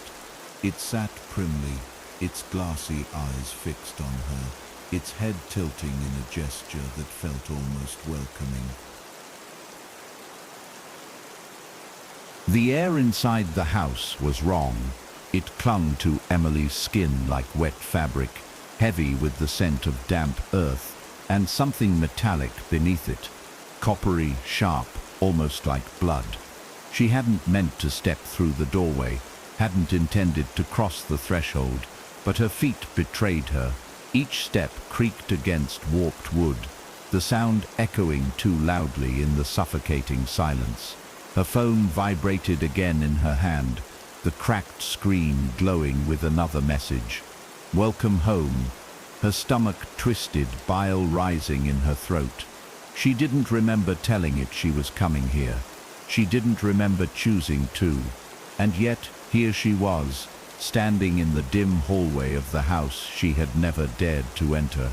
The door shut behind her with a faint click that echoed like a gunshot. Emily spun around, her heart hammering, but the door wouldn't budge. Her hands shook as she twisted the knob again and again, but it was useless. She was trapped. From somewhere deep within the house came a faint sound, 3 deliberate knocks, then silence, then 3 more. The rhythm was slow, patient, impossibly loud for how far away it seemed. Emily pressed herself against the door, willing herself to wake up. But this wasn't a dream. It couldn't be. The faint glow she'd seen from outside pulsed gently deeper in the house, drawing her like a moth to flame. She didn't want to move toward it, but her body no longer felt like her own. Her legs carried her forward in slow, halting steps, each creak of the floorboards vibrating up through her bones. As she passed through the hallway, the air grew colder, her breath fogging faintly in front of her. The walls seemed to pulse faintly in the dim light, as though the house itself were breathing. The knocking resumed, 3 slow raps from directly above her this time. She froze, staring up at the ceiling. Faint dust rained down from above, as if something small and heavy had scuttled across the attic floor. Her throat tightened as she forced her legs to move again, stepping into what appeared to be the living room. The furniture was draped in dusty sheets, and yet footprints, small, childlike and muddy, trailed across the floor in winding patterns. Emily's pulse quickened as her eyes caught movement. One of the sheets fluttered as though brushed by unseen fingers. From beneath the fabric came a faint giggle, high-pitched and wrong. She backed away, nearly tripping over a broken floorboard. The sound of soft, rapid tapping followed her on walls, on the ceiling beneath her feet. It was everywhere now, surrounding her like a heartbeat. Her phone vibrated again. Another message. We missed you. Her hands trembled so badly she nearly dropped it. The screen flickered, and for a split second her reflection warped. Her face was overlaid with cracks like porcelain, her eyes hollow and glassy. She gasped and blinked, and it was gone. A faint rustle behind her made her spin around. Standing at the far end of the room was the doll, its cracked head tilted in an almost curious gesture, its glassy eyes gleaming faintly in the half-light. Emily's breath caught in her chest as it took a single stiff step forward, the sound of porcelain scraping wood loud enough to make her flinch. "Stay back," she whispered, her voice hoarse and shaking, but it didn't stop. Another step, and another. Emily stumbled backward into the hallway, her shoulder striking the wall painfully. She pushed herself upright and bolted, her shoes slipping on the warped wood as she ran toward the faint glow still pulsing from deeper in the house. The sound of tiny footsteps followed her now, each stiff step punctuated by faint cracking noises. She didn't dare look back. The hallway stretched impossibly long, the faint light never seeming to get closer no matter how far she ran. Her breath came in ragged gasps, her chest aching with panic, and then, abruptly, the hall ended. She slammed into a closed door, the force rattling her teeth. Her phone vibrated one last time, the screen flickering with a final message. She's waiting. Emily's hands trembled as she reached for the knob. It turned easily under her fingers. The door creaked open with agonizing slowness, revealing a room bathed in a sickly green light. Inside, the air was colder still, thick enough to choke. Dolls lined the walls in neat rows, their cracked porcelain faces turned toward her. Some were child-sized, others no bigger than teacups, but all shared the same blank, glassy stare. Their eyes seemed to follow her as she stepped inside, compelled by some force she couldn't fight. In the center of the room sat a single chair, and in it, a woman, or what had once been a woman. Her skin was pale and cracked like porcelain, her hollow eyes reflecting Emily's trembling form. Mud streaked her dress, and her mouth was frozen in a jagged grin. Emily's stomach heaved as recognition struck. The woman in the chair was Rachel, the first one to disappear after unearthing the doll. She had become one of them. From behind, Emily heard the soft scrape of porcelain on wood. The doll stepped into the room, its glassy eyes gleaming as it raised one tiny hand. "Home," it whispered. The sound wasn't from its mouth, but from everywhere at once. A chorus of voices layered beneath a child's innocent lilt. Emily's knees buckled as the dolls on the walls began to giggle in unison, their high-pitched laughter filling the air like broken music boxes. The sound of laughter grew louder, swelling until it pressed against Emily's eardrums like water threatening to drown her. The dolls' voices layered over one another, an eerie symphony of giggles and whispers that made her skin crawl. Her eyes darted from face to face, but none of them moved. Yet their presence filled the room with a suffocating weight. She stumbled back, her foot catching on a warped floorboard, nearly sending her sprawling. The doll in the center of the room, the first one, the one she had seen so many times, tilted its head, the faint sound of cracking porcelain echoing in the silence that followed the laughter's abrupt stop. Emily's chest rose and fell in shallow gasps as her back hit the cold wall. Her phone buzzed violently in her hand. She didn't want to look, but her eyes flicked downward anyway. "Stay forever." The words pulsed on the cracked screen, as though alive. Her trembling fingers lost their grip, and the phone clattered to the floor, its screen shattering further. For a long moment, the room was silent again. Emily dared a glance toward the woman in the chair. Rachel's glassy eyes reflected a glimmer of movement. Her grin widened impossibly, a fine line of cracked spiderwebbing from her lips, as if her frozen face couldn't contain the force behind it. Emily's pulse thundered in her ears as she pressed herself harder against the wall, willing herself to disappear into the rotting wood. "Please," she whispered, her voice hoarse and breaking. "I didn't bring you back. I didn't." Her words caught in her throat as the doll on the floor took a single stiff step forward. Its small hand remained raised, its cracked lips parting slightly as a soft sound escaped, a childish hum, tuneless and wrong. The walls seemed to breathe with it, each exhale rattling the rows of porcelain faces that watched silently. Emily's vision blurred with tears as the doll advanced again, its movements jerky yet deliberate. Behind her, something sharp jabbed into her spine. She dared a glance back and choked on a sob. Tiny porcelain fingers were clawing through the wall, cracking the plaster as they reached for her. Dozens of hands emerged all at once, small and pale, their glassy nails clicking against the wood as they groped for purchase. She screamed then, a raw, ragged sound that barely carried over the rising chorus of giggles. The dolls began to chant in unison, their voices high and sing-song like a children's rhyme. Stay, stay, stay with us. Emily's hands clawed at the wall for some semblance of escape, but there was none. Cold fingers brushed her arm, and she recoiled violently, stumbling into the center of the room. The first doll was close now, its head tilting again, with that same impossible crackling sound. It raised its arm higher, pointing directly at Emily. She felt it then, a pulling deep in her chest, like invisible threads winding around her ribs and tugging tight. Her knees buckled under the weight of it, and she fell to the floor, gasping for air as her body refused to respond.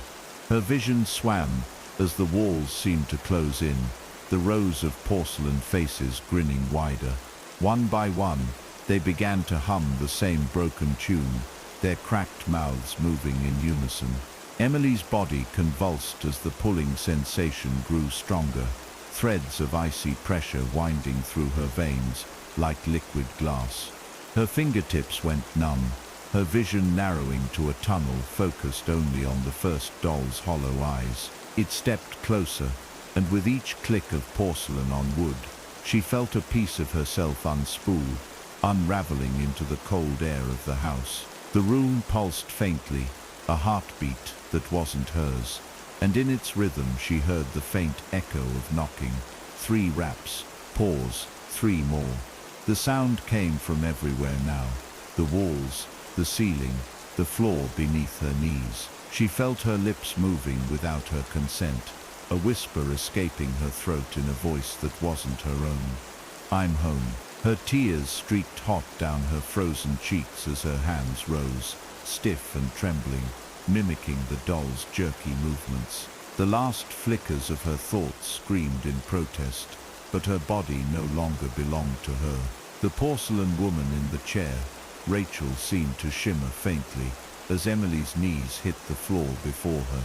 Her cracked lips stretched into a grin so wide it splintered her face entirely, chunks of porcelain flaking away to reveal black void beneath. Rachel's glassy eyes rolled back as her head slumped forward, and her form crumbled slowly into dust. The humming from the walls ceased instantly. The dolls fell silent, their heads turning in perfect unison to watch Emily. The pulling sensation inside her chest stopped, replaced by a hollow stillness. She tried to scream, but no sound emerged. Her reflection flickered faintly in the shattered glass of her fallen phone. Her skin was pale now, her cheeks' hairline cracked like fine china. Her eyes stared blankly back at her, twin orbs of lifeless glass, and still, her mouth curved upward into a jagged, frozen smile. The dolls along the walls giggled softly, their voices low and reverent, as the first doll stepped back and tilted its head in approval. Emily, or what was once Emily, rose slowly to her feet. Her movements were stiff, deliberate, every step accompanied by faint cracking noises as her new porcelain shell settled into place. She turned toward the door, glassy eyes catching the faint light as the dolls whispered in chorus. One more. The front door creaked open of its own accord, the faint night breeze carrying with it the sound of distant knocking. 3 raps, pause, 3 more. Emily stepped into the hallway, her stiff fingers trailing faint scratches in the wallpaper as she moved. Behind her, the other dolls watched silently, their grins unchanging. By morning the house sat quiet once more. Its front porch now held 7 dolls, arranged neatly in a row. Each cracked face stared outward with hollow glass eyes, their tiny hands resting on their knees, as if waiting. Neighbors swore they heard faint humming drifting from the house in the pre-dawn hours, a tuneless lullaby that carried on the still air. No one dared go near, and yet when the sun rose, a new family arrived in town, oblivious to the stories. They passed the house on their way to their freshly rented home. In the back seat, their young daughter pressed her face to the window, eyes wide as she pointed at the porch. "Look, Mommy," she said brightly. "The dolls are waving at me." The curse didn't stop at the house. It didn't stop at the town's borders either. It seeped outward like black ink in water, silent and unstoppable, touching lives far beyond those who had ever stepped foot near the yard where the first doll had been unearthed. In a small apartment 2 towns away, a young man named Jacob sat awake long past midnight, scrolling mindlessly through his phone. He hadn't slept well in days, plagued by vivid dreams of cracking porcelain and hollow, glassy eyes staring from the dark corners of his room. He tried to laugh it off, to dismiss the unease as the residue of the viral videos circulating online, footage from inside the cursed house, clips of dolls moving when no one watched, and comments from viewers swearing they heard faint knocking after watching. Jacob didn't believe in curses, but still, he hadn't dared play the videos with sound. His finger hovered over a clip titled, "The Doll Turns Its Head on Camera." Curiosity burned in his chest. He pressed play. For a few moments, nothing happened. Just a dimly lit room filled with rows of dolls, and then in the background, 3 faint knocks. Jacob's skin prickled. On screen, the doll's cracked head turned slowly toward the camera. The video froze, glitching into static before cutting to black. Jacob's heart pounded as his phone buzzed violently in his hand. A new notification. Knock, knock. He stared at the screen, his thumb trembling over the dismiss button. Then came the sound. 3 soft raps, not from the video, from his apartment door. Jacob's stomach lurched. He muted the phone and held his breath, straining to listen. Another knock, this time louder. He told himself it was nothing, a neighbor, a prank, but his body felt rooted to the couch, a cold sweat breaking across his skin.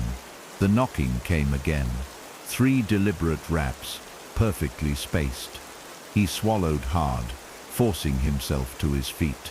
His living room felt unfamiliar in the dim glow of his TV screen, shadows stretching long and strange across the walls. The knocking persisted, patient, unyielding. His hands were clammy as he approached the door, each step heavier than the last. "Who's there?" he called, his voice cracking slightly. Silence answered him. Then faintly, a child's voice whispered through the wood. "Can I come in?" Jacob stumbled back, his heart slamming against his ribs. His rational mind screamed to ignore it, but his hand twitched toward the doorknob, as though pulled by invisible strings. He clenched his fists, forcing his hand away. "No," he said firmly, his voice steadier now. Silence, relief pricked at his chest. Maybe it was over. Maybe it really had just been his imagination. Then the knocking started again, faster now, urgent. 3 raps. Pause. 3 more. The sound traveled, moving from the door to the walls, to the ceiling above his head. It circled him, closing in. Jacob spun in place, his eyes wide, breath coming in shallow gasps. From the corner of his eye, he caught movement near the hallway. A small figure stood in the shadows, its cracked porcelain face barely visible in the glow from his phone. His stomach dropped as he realized its glassy eyes were fixed on him. "No," he whispered. The doll raised one tiny hand in a slow wave. Jacob bolted for the door, fumbling with the lock, his fingers slick with sweat. But the door refused to open. He yanked and twisted the knob, the wood vibrating under a fresh barrage of knocks. Behind him, faint porcelain footsteps echoed across the hardwood floor. He didn't dare turn around, but he felt it. The cold presence creeping closer, the sound of tiny fingers tapping rhythmically against the wall. "Please," Jacob gasped, his voice breaking as tears stung his eyes. "I didn't watch. I didn't do anything." The knocking paused. For a heartbeat, the apartment was silent. Then came a whisper, soft and sweet. "You watched enough." By morning, Jacob's apartment was empty. His neighbors reported hearing screams in the night, muffled but desperate, followed by the sound of furniture scraping violently across the floor. No one went to check. When the sun rose, his door stood ajar, swaying gently in the breeze from an open window. Inside, everything was undisturbed. His phone sat on the coffee table, its cracked screen flashing with a single notification. Brought him home. On the floor, near the doorway, sat a porcelain doll. Its face was cracked along the cheek, its glassy eyes staring directly at the threshold. From its tiny hand trailed faint streaks of dried mud across the hardwood floor, leading all the way to the couch where Jacob had last been seen. The police didn't linger in the apartment. They closed the door quietly, their voices hushed as they stepped back into the hallway. None of them wanted to admit the truth aloud, but every officer who entered claimed to hear it. The faint sound of knocking from inside the walls. 3 raps. Pause. 3 more.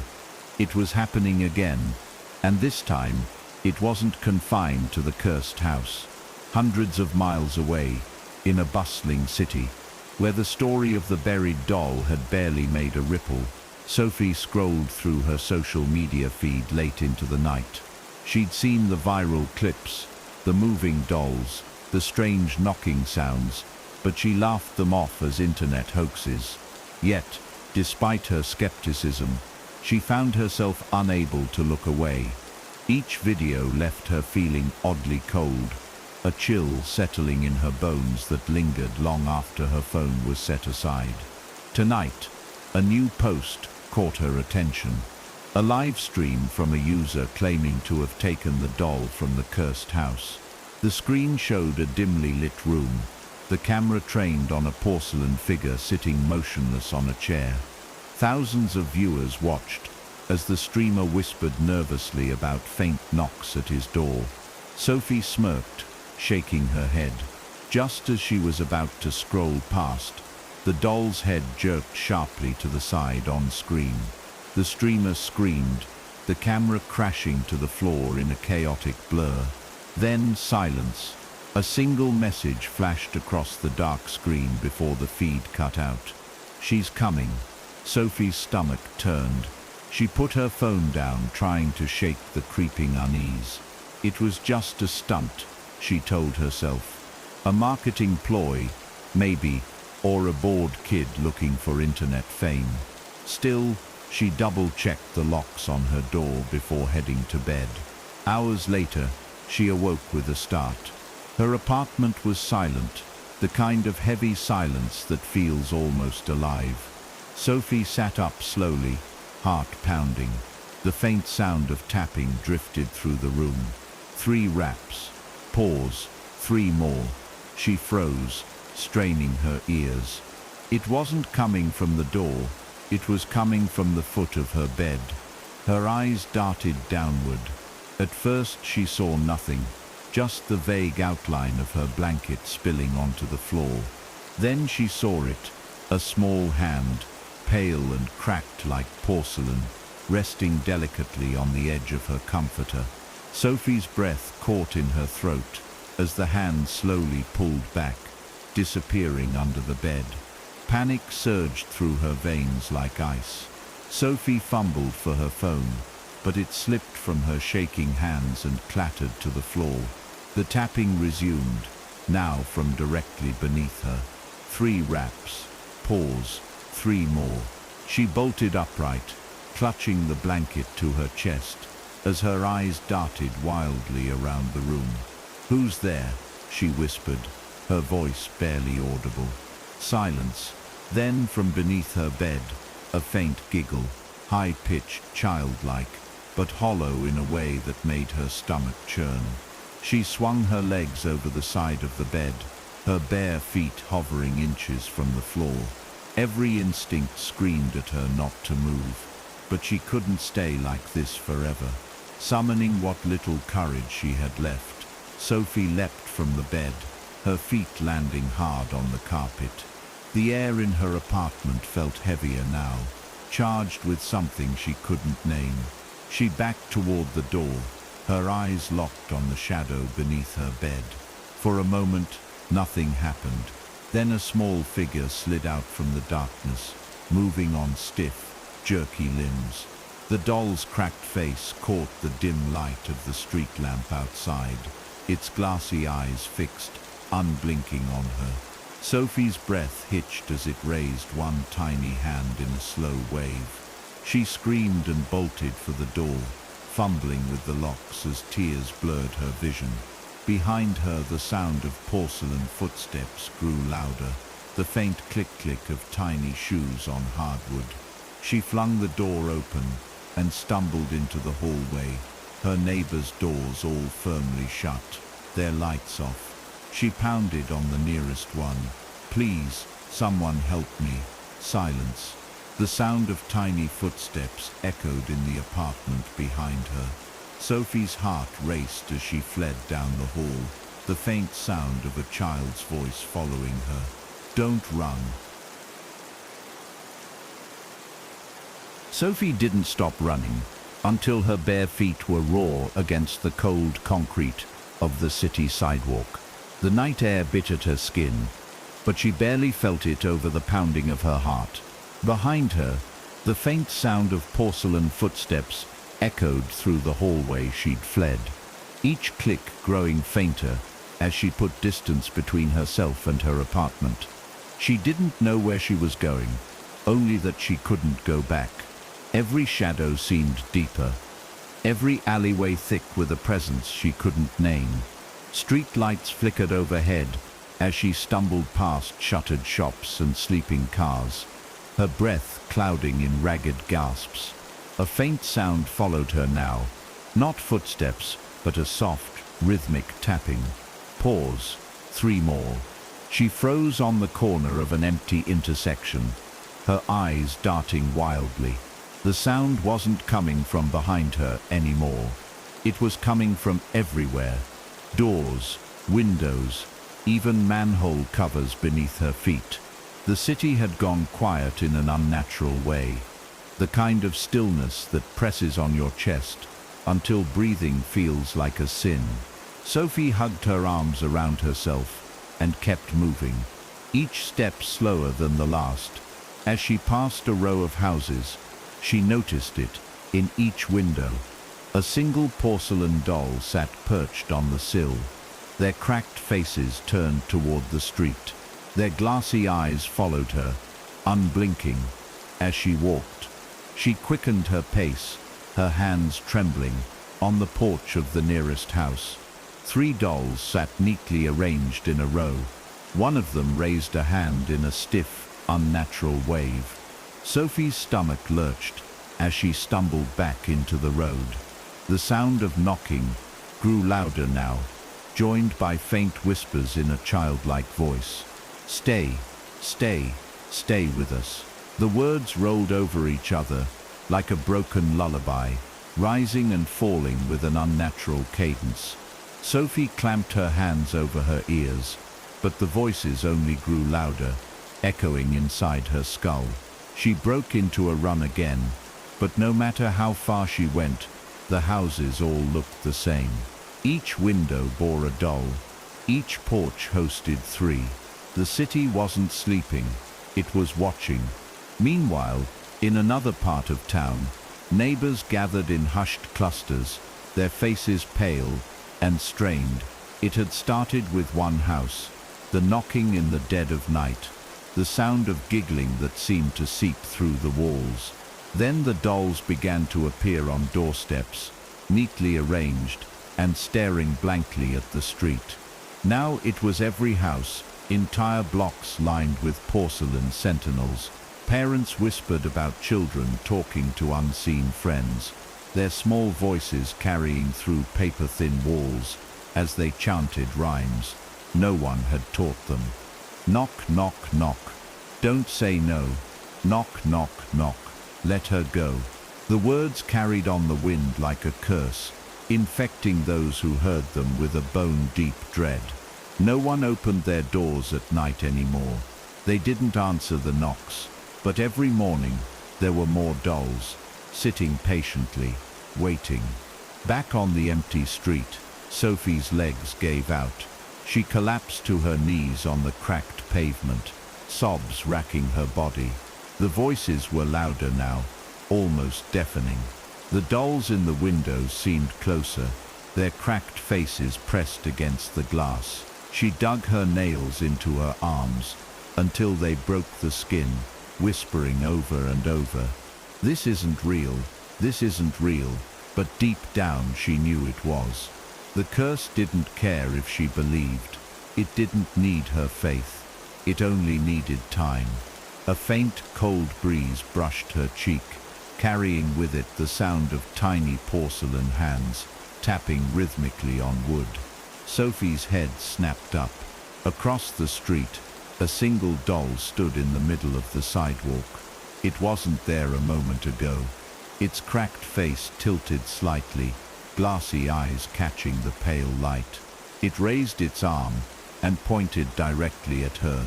Panic tore through her chest as she scrambled to her feet and staggered backward.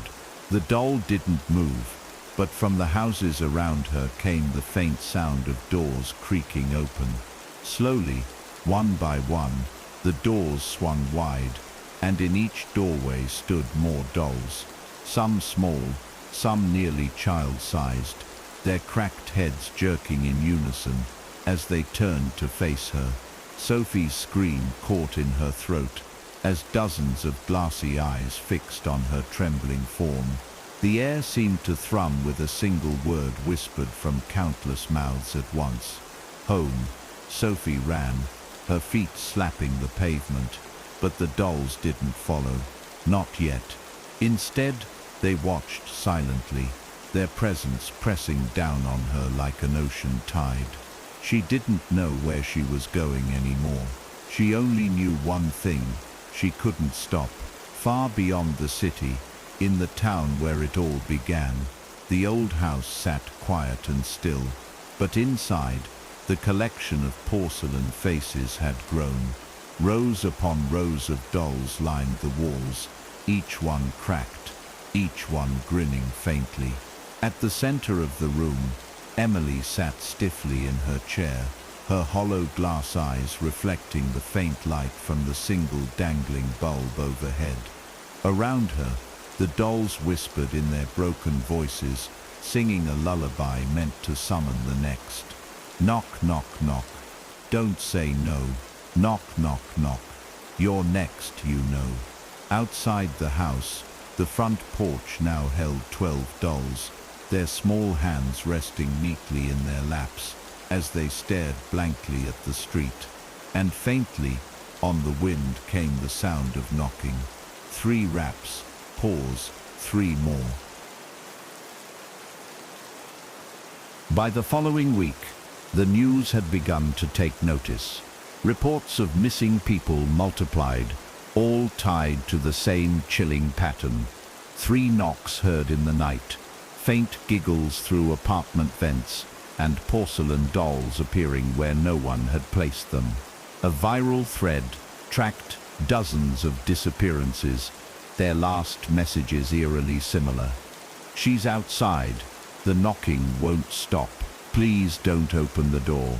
The authorities offered no answers. They dismissed the rumors as hysteria, blaming copycat pranks and social media hoaxes. But for those living it, the horror was real. Cities across the country were finding porcelain dolls on doorsteps. No one knew where they came from, yet each doll sat as if waiting, their cracked faces turned toward the threshold. The unspoken rule spread quickly. Don't open your door at night. Don't answer the knocking. Don't even look outside when you hear it. But still, every morning brought more dolls, always more. In one suburban neighborhood, a mother named Hannah sat clutching her daughter tightly on their living room couch. She hadn't slept in 2 days. The knocking had begun the night before, soft at first but growing louder, more insistent. The dolls had appeared in their yard hours later, arranged in a neat semicircle facing the house. Hannah's daughter, Lily, whispered that she could hear them talking. "They say they're coming inside," she murmured, her small voice trembling.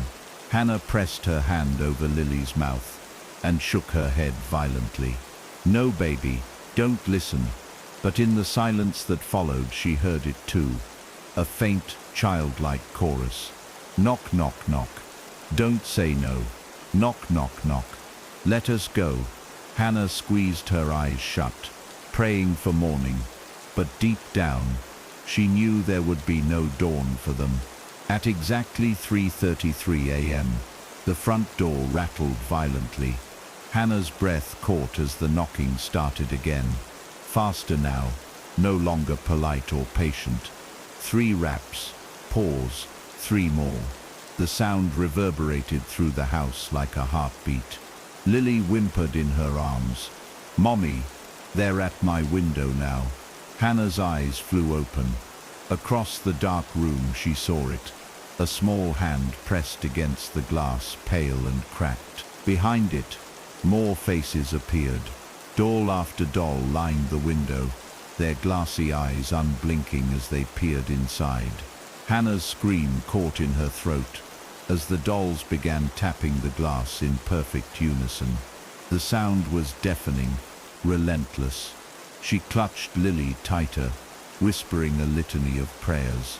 But when she opened her eyes again, Lily was staring blankly ahead, her tiny lips parting to whisper.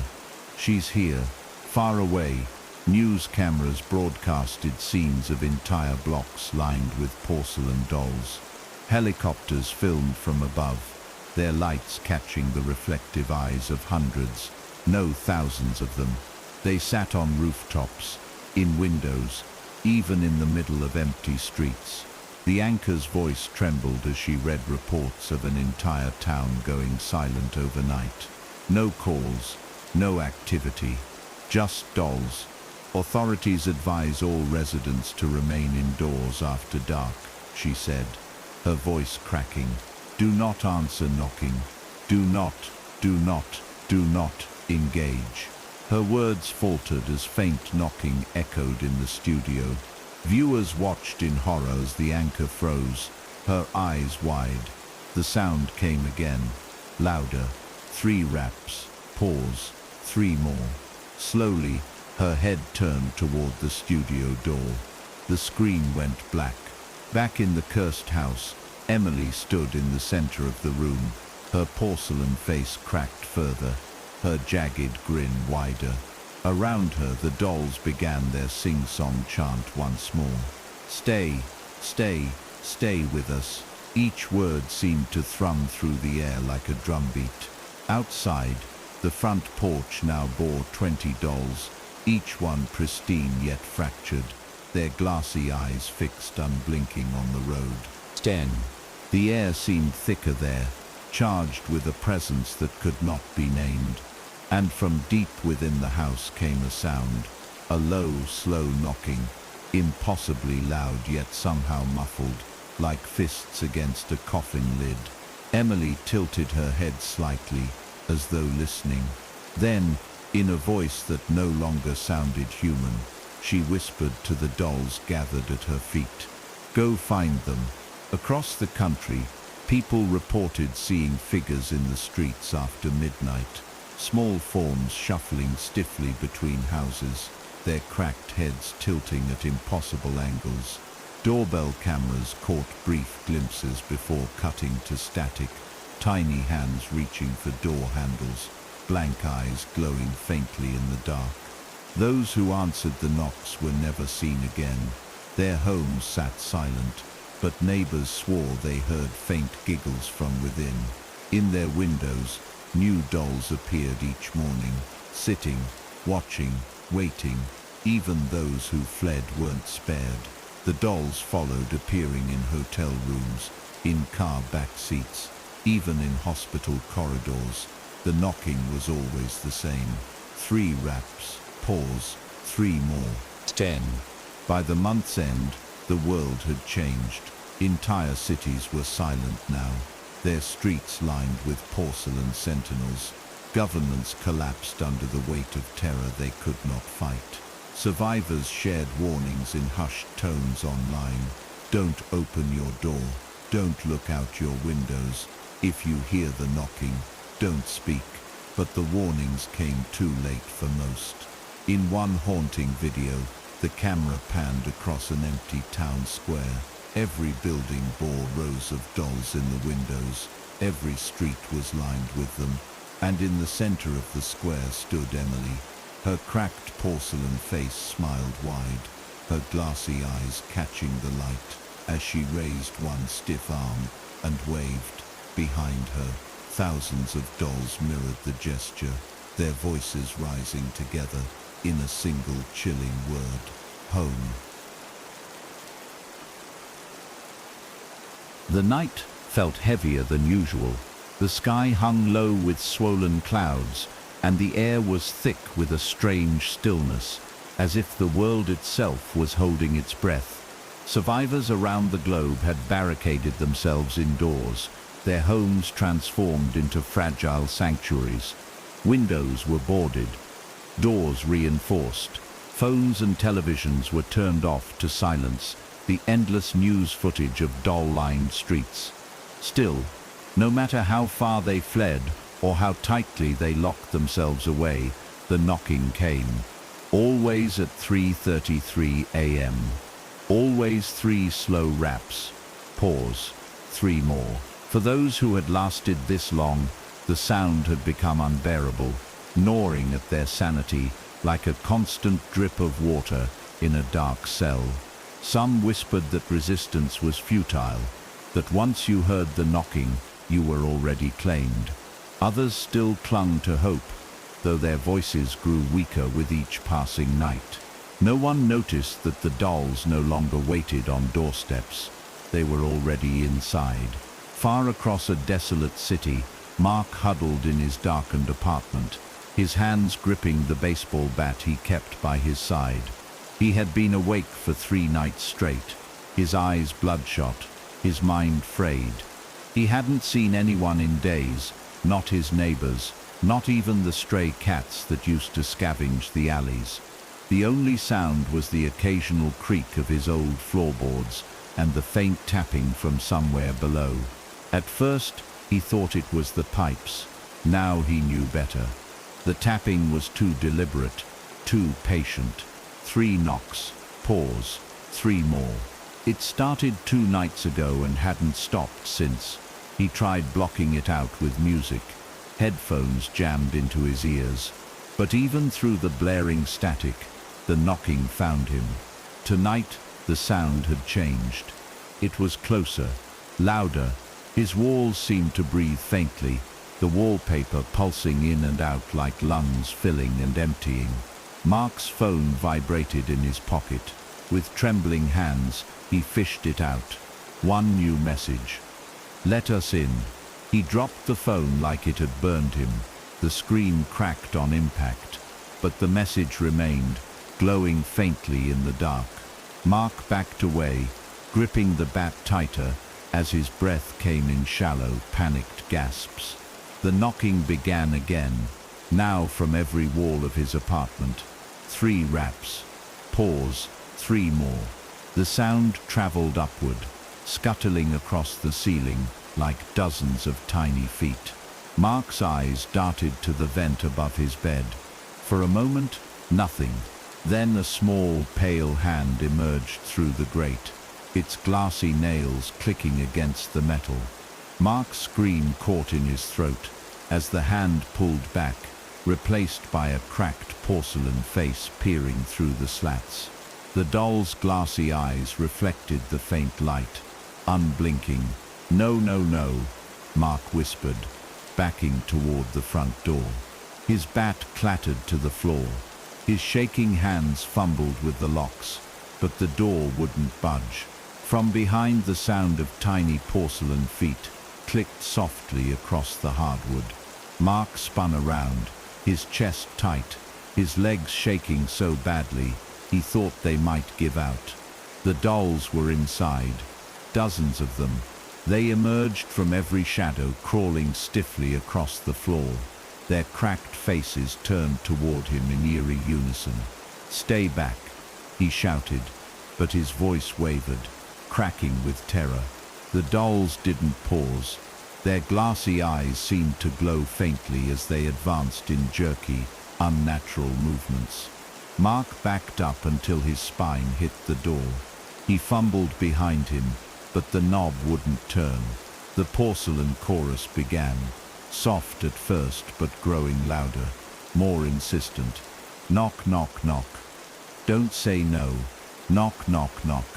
Time to go." Mark's knees buckled as his vision blurred with tears. The last thing he saw before the dolls reached him was his cracked phone screen, still glowing faintly. Home. Elsewhere, in a small rural house, miles from the nearest neighbor, a woman named Teresa sat at her kitchen table, clutching a cup of coffee that had long since gone cold. She had seen the footage. She had heard the stories. For weeks she believed isolation would save her, that the curse couldn't reach her out here. She was wrong. It started with faint knocks on her back door. Then came the giggles from the attic. Last night, she saw them, 3 dolls arranged neatly on her front porch, their tiny hands resting on their cracked knees, their blank faces turned toward the door. Tonight, she didn't wait for the knocks. She boarded the windows, locked every door, and sat with her back to the wall, shotgun resting across her lap. But as midnight ticked past, the air changed. A cold draft brushed her cheek, carrying with it a faint, childlike hum. Teresa's grip on the shotgun tightened. From upstairs came a faint scuttling sound. Tiny feet on creaking wood. She didn't want to look, but her eyes darted upward of their own accord.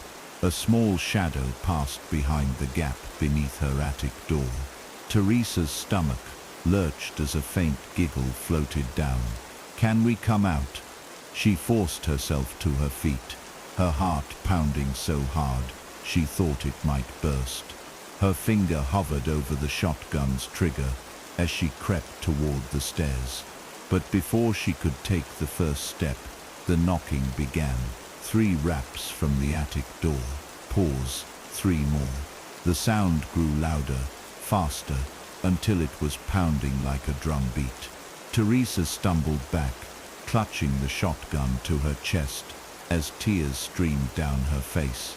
Then suddenly silence, not a sound, not a creak, not a breath.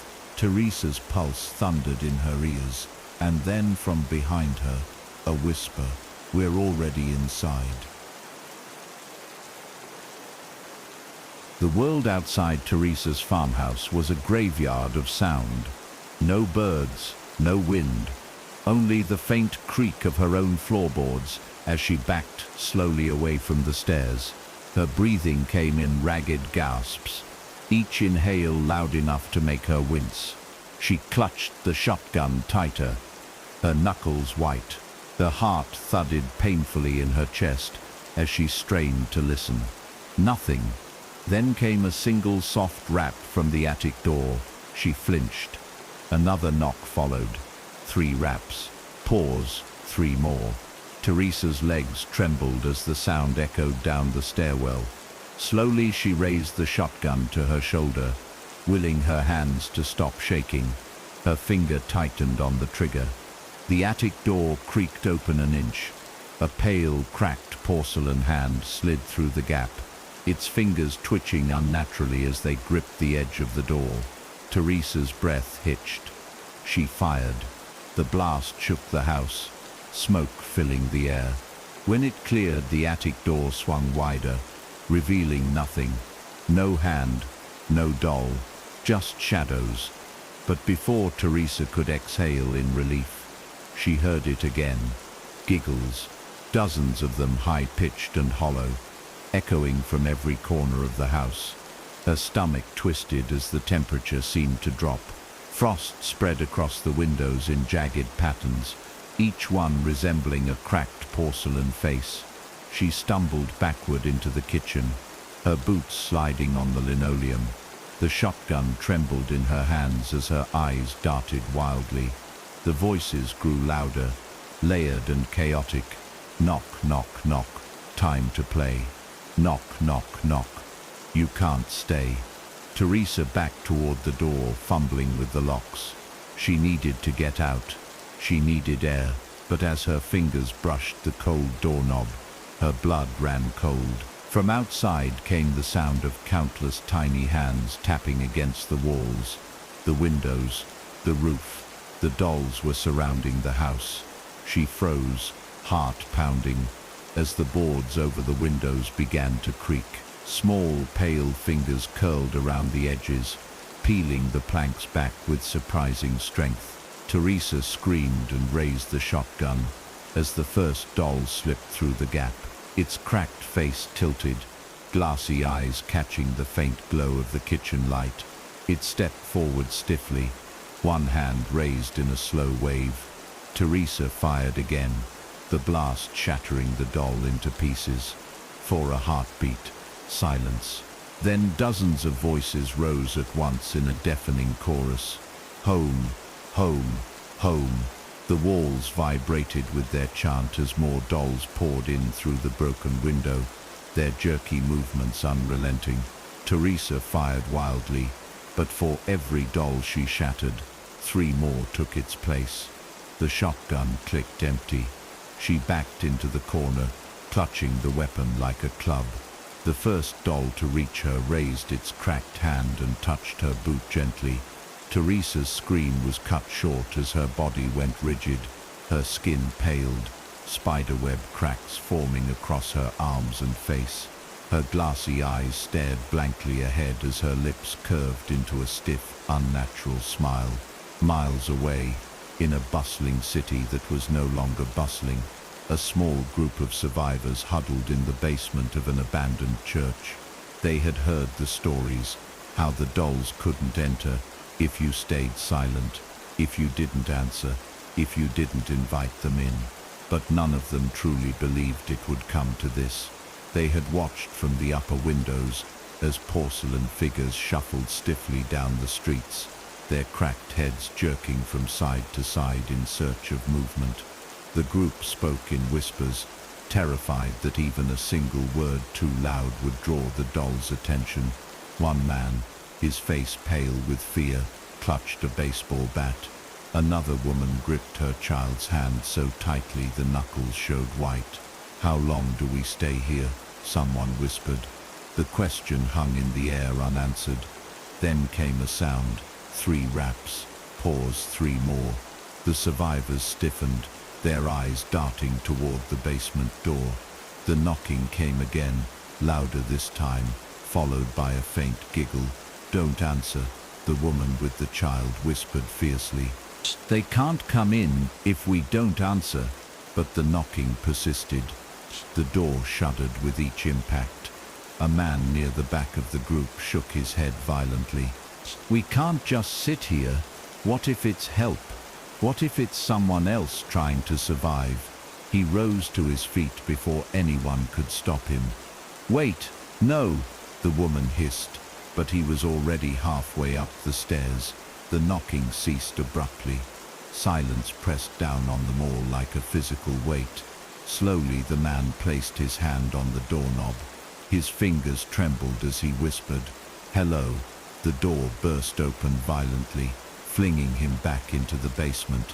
Dozens of porcelain dolls poured through the gap, their movements stiff but impossibly fast. The survivors screamed as the dolls swarmed, their glassy eyes reflecting the faint light from a single flickering bulb. The man scrambled backward, his hands clawing at the floor. "No, stay back," he screamed, but the dolls didn't pause. One leapt onto his chest, its tiny hands gripping his jaw with surprising strength. With a sickening crack, his head jerked violently to the side. His body went still, his skin paling as cracks spread across his cheeks. The dolls moved on, their chorus filling the basement as they descended on the remaining survivors. "Knock, knock, knock. Time to go. Knock, knock. You're next, you know." Above ground, the city had fallen silent. Streets once teeming with life now lay under a heavy shroud of fog. In every window sat porcelain dolls, their cracked faces turned outward as though waiting for something. In the center of the city square, dozens of human figures stood frozen mid-stride, men, women, and children alike, each one pale and lifeless, their skin riddled with fine cracks. Their glassy eyes stared blankly at the fog as faint giggles echoed through the air. A new nursery rhyme carried on the wind, spoken in countless hollow voices at once. 3 knocks sound, and then you'll see. 3 knocks more, you're meant to be. The rhyme looped endlessly, its cadence unnatural and hypnotic. Those who remained hidden in dark corners dared not breathe. Across the country, safe zones were collapsing one by one. Military outposts that had stood firm for weeks now lay in eerie silence. Radio signals broadcast only static, occasionally interrupted by faint giggles or the soft tapping of porcelain fingers. News anchors stopped appearing on screens. Instead, viewers who risked turning on their televisions saw only an endless loop of security camera footage. Streets flooded with dolls, their numbers multiplying with every hour. Those who stayed hidden whispered theories to themselves in the dark, that it wasn't the dolls doing this, not entirely. Something older, something unspeakable, was using them as vessels, a curse with no name, wearing porcelain masks. But whispering theories didn't save them. In the end, it came down to 3 knocks. Pause. 3 more. And no matter how strong their doors or high their walls, the knocking always found a way inside. In a cramped apartment complex, an elderly man named Roger sat alone in his chair, his eyes fixed on the front door. The knocking had begun hours ago, soft at first, but now pounding like fists. His family had fled weeks earlier, leaving him behind when he refused to go.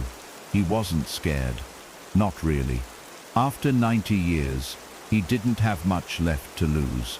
But as he stared at the door, he realized the sound wasn't just at the threshold anymore. It was in the walls, in the ceiling, in the floor beneath his slippers. His breath hitched as a faint lullaby drifted through the vents. Knock, knock, knock, time to play. Knock, knock, knock, you can't stay. Slowly, Roger reached for the revolver on his lap. His gnarled hands trembled as he cocked the hammer. But before he could raise the gun, the doorknob turned of its own accord. The door swung open soundlessly. Roger's heart stopped as dozens of small figures filled the hallway beyond, their cracked faces illuminated by the dim glow of the hall light. The dolls stepped forward in unison, their stiff legs clicking against the floorboards. Roger raised the gun, but his finger froze on the trigger. His body felt heavy, his limbs no longer obeying him. Cracks spiderwebbed across his skin.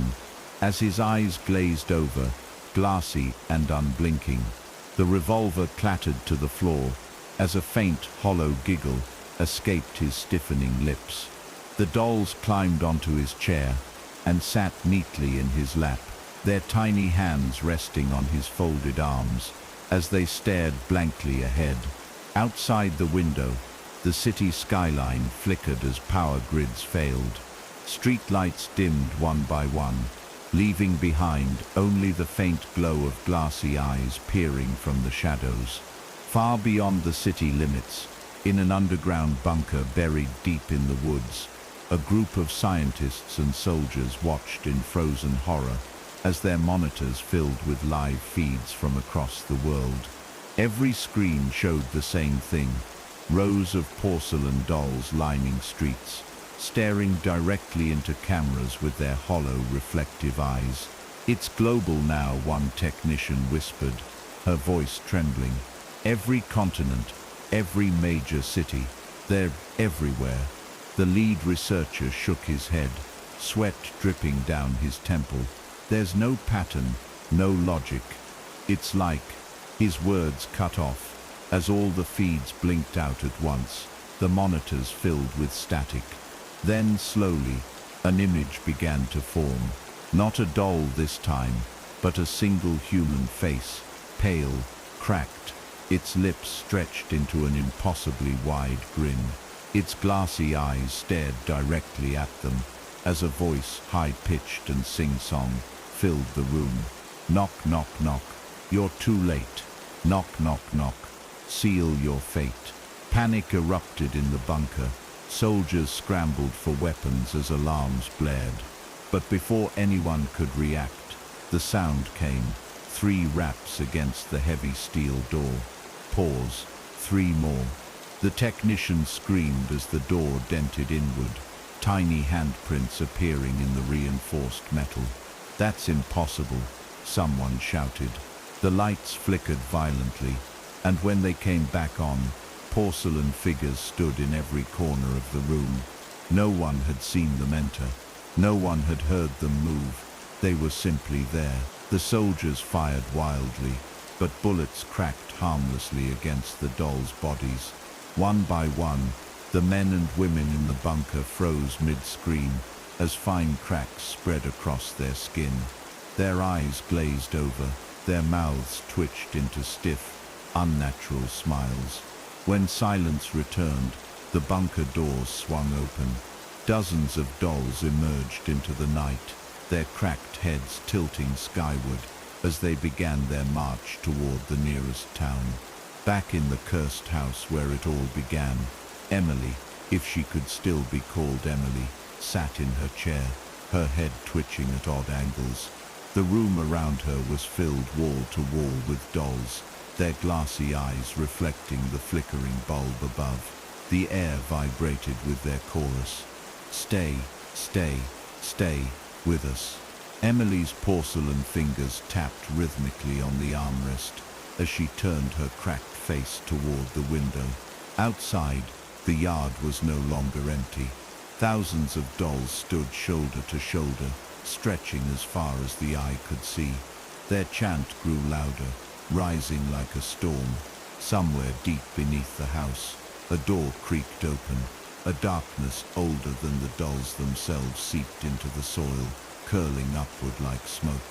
Emily smiled. The world was ready. By the time the sun rose over the cities, there was no one left to see it. The streets stood silent, their cracked pavement littered with lifeless objects that had once been vehicles, bicycles, toys, left behind in panic. Every house bore the same chilling signature: porcelain dolls lined neatly in windowsills, their cracked faces staring outward, unblinking. The air carried faint echoes of lullabies sung in countless voices, soft yet inescapable, like a fog seeping into every crevice of the world. Those who had hidden underground or locked themselves in closets eventually heard the sound they dreaded most. 3 knocks. Pause. 3 more. The sound came not from doors or walls anymore, but from inside their own minds, a rhythmic tapping that invaded their skulls, impossible to block out. One by one, the survivors fell silent, their skin paling as fine cracks spiderwebbed across their faces. No one screamed now, only the dolls smiled. In a remote research vessel adrift in the middle of the ocean, the crew of 15 thought they were safe. No land, no towns, no cursed houses. But that night, the captain woke to find his cabin door ajar, a faint giggle echoing through the narrow metal corridors. He crept out, his flashlight cutting through the darkness. In the galley he found them, 15 porcelain dolls, one for each crew member seated at the long table. Their cracked faces turned in perfect unison as his light hit them. "No," he whispered, backing away. "We're at sea. You can't." His words caught in his throat as a faint tapping echoed against the steel hull. 3 reps. Pause. 3 more. The sound grew louder, coming from all around him, until the walls themselves seemed to pulse with each knock. The captain ran for the deck, but the ladder was blocked. A doll stood at the top, its glassy eyes glowing faintly in the moonlight. Then came the voices, hollow and unified. "Home, home." Back on land, news drones flew aimlessly through empty skies, their cameras capturing haunting images of a world taken over. Entire cities stood frozen in time, their human inhabitants stiff and lifeless, their eyes reflecting faint, glassy light. In rural areas, farmhouses sat in eerie silence, their fields dotted with small, unmoving figures. Forest trails bore tiny porcelain footprints in the dirt. Even animals had gone silent. In one captured frame, a line of dolls walked single file down a deserted highway, their cracked heads twitching at odd angles as they marched endlessly toward nowhere. The footage streamed live to empty homes where televisions played to no audience. And from their speakers came a new, slower chant. 3 knocks sound, the world will sleep. 3 knocks more, her hold runs deep. In the cursed house, Emily's transformation was complete. She no longer bore any resemblance to the girl who had dug up the buried doll. Her body was stiff and pale, her skin riddled with cracks that emitted faint white light. Around her, thousands of dolls knelt in rows, their glassy eyes fixed on her as if in reverence. The air in the house vibrated with energy, a low hum that seemed to grow louder with each passing hour. Emily raised her hand, and the humming stopped instantly. Silence reigned. Then, in a voice that no longer sounded human, she spoke a single word. Now, across the globe, the dolls moved as one. Those in city streets began to shuffle forward, their jerky movements growing smoother, faster, more coordinated. Those in rural homes opened doors and stepped into the night, their hollow giggles carried on the wind. From oceans and mountains and deserts alike, they came. No corner of the earth was spared. In abandoned hospitals, in frozen tundras, in scorching jungles, 3 knocks echoed in perfect unison, their sound carrying farther than physics should allow. Survivors who heard it fell to their knees, clutching their heads as the sound reverberated inside their skulls. Some tried to fight, to scream, to run, but there was no escape anymore. The knocking was inside them now. In one final, chilling broadcast captured from an orbiting satellite, the world below appeared almost alive. Cities glowed faintly in the darkness, their streets filled with moving shapes too small to be human. The image zoomed closer, revealing thousands, millions of dolls marching in endless streams, their cracked faces lifted toward the sky. And then, as if aware of the watching camera, they all stopped at once. In perfect synchrony, every doll raised a hand in a slow, jerky wave. The satellite's feed cut to static. Moments later, the ground control station went silent. By nightfall, the world belonged to them. There were no more screams, no more broadcasts. Only the sound of faint, rhythmic knocking echoing across every surface. like the heartbeat of a new and terrible age. In the center of it all sat the house where it began. Emily's glassy eyes reflected the faint glow of countless porcelain faces gathered around her, and in a voice as soft as falling ash, she whispered into the darkness, "We're all home now." And so, the knocking never stopped. What began with a single buried doll spread like a plague, one home at a time, one soul at a time, until the world itself became her playground. But is it really over? Or are there still whispers of survivors, hidden in places even the dolls haven't found yet?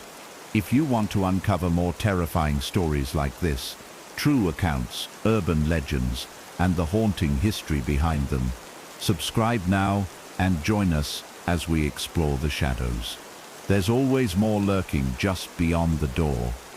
Are you brave enough to hear the next knock?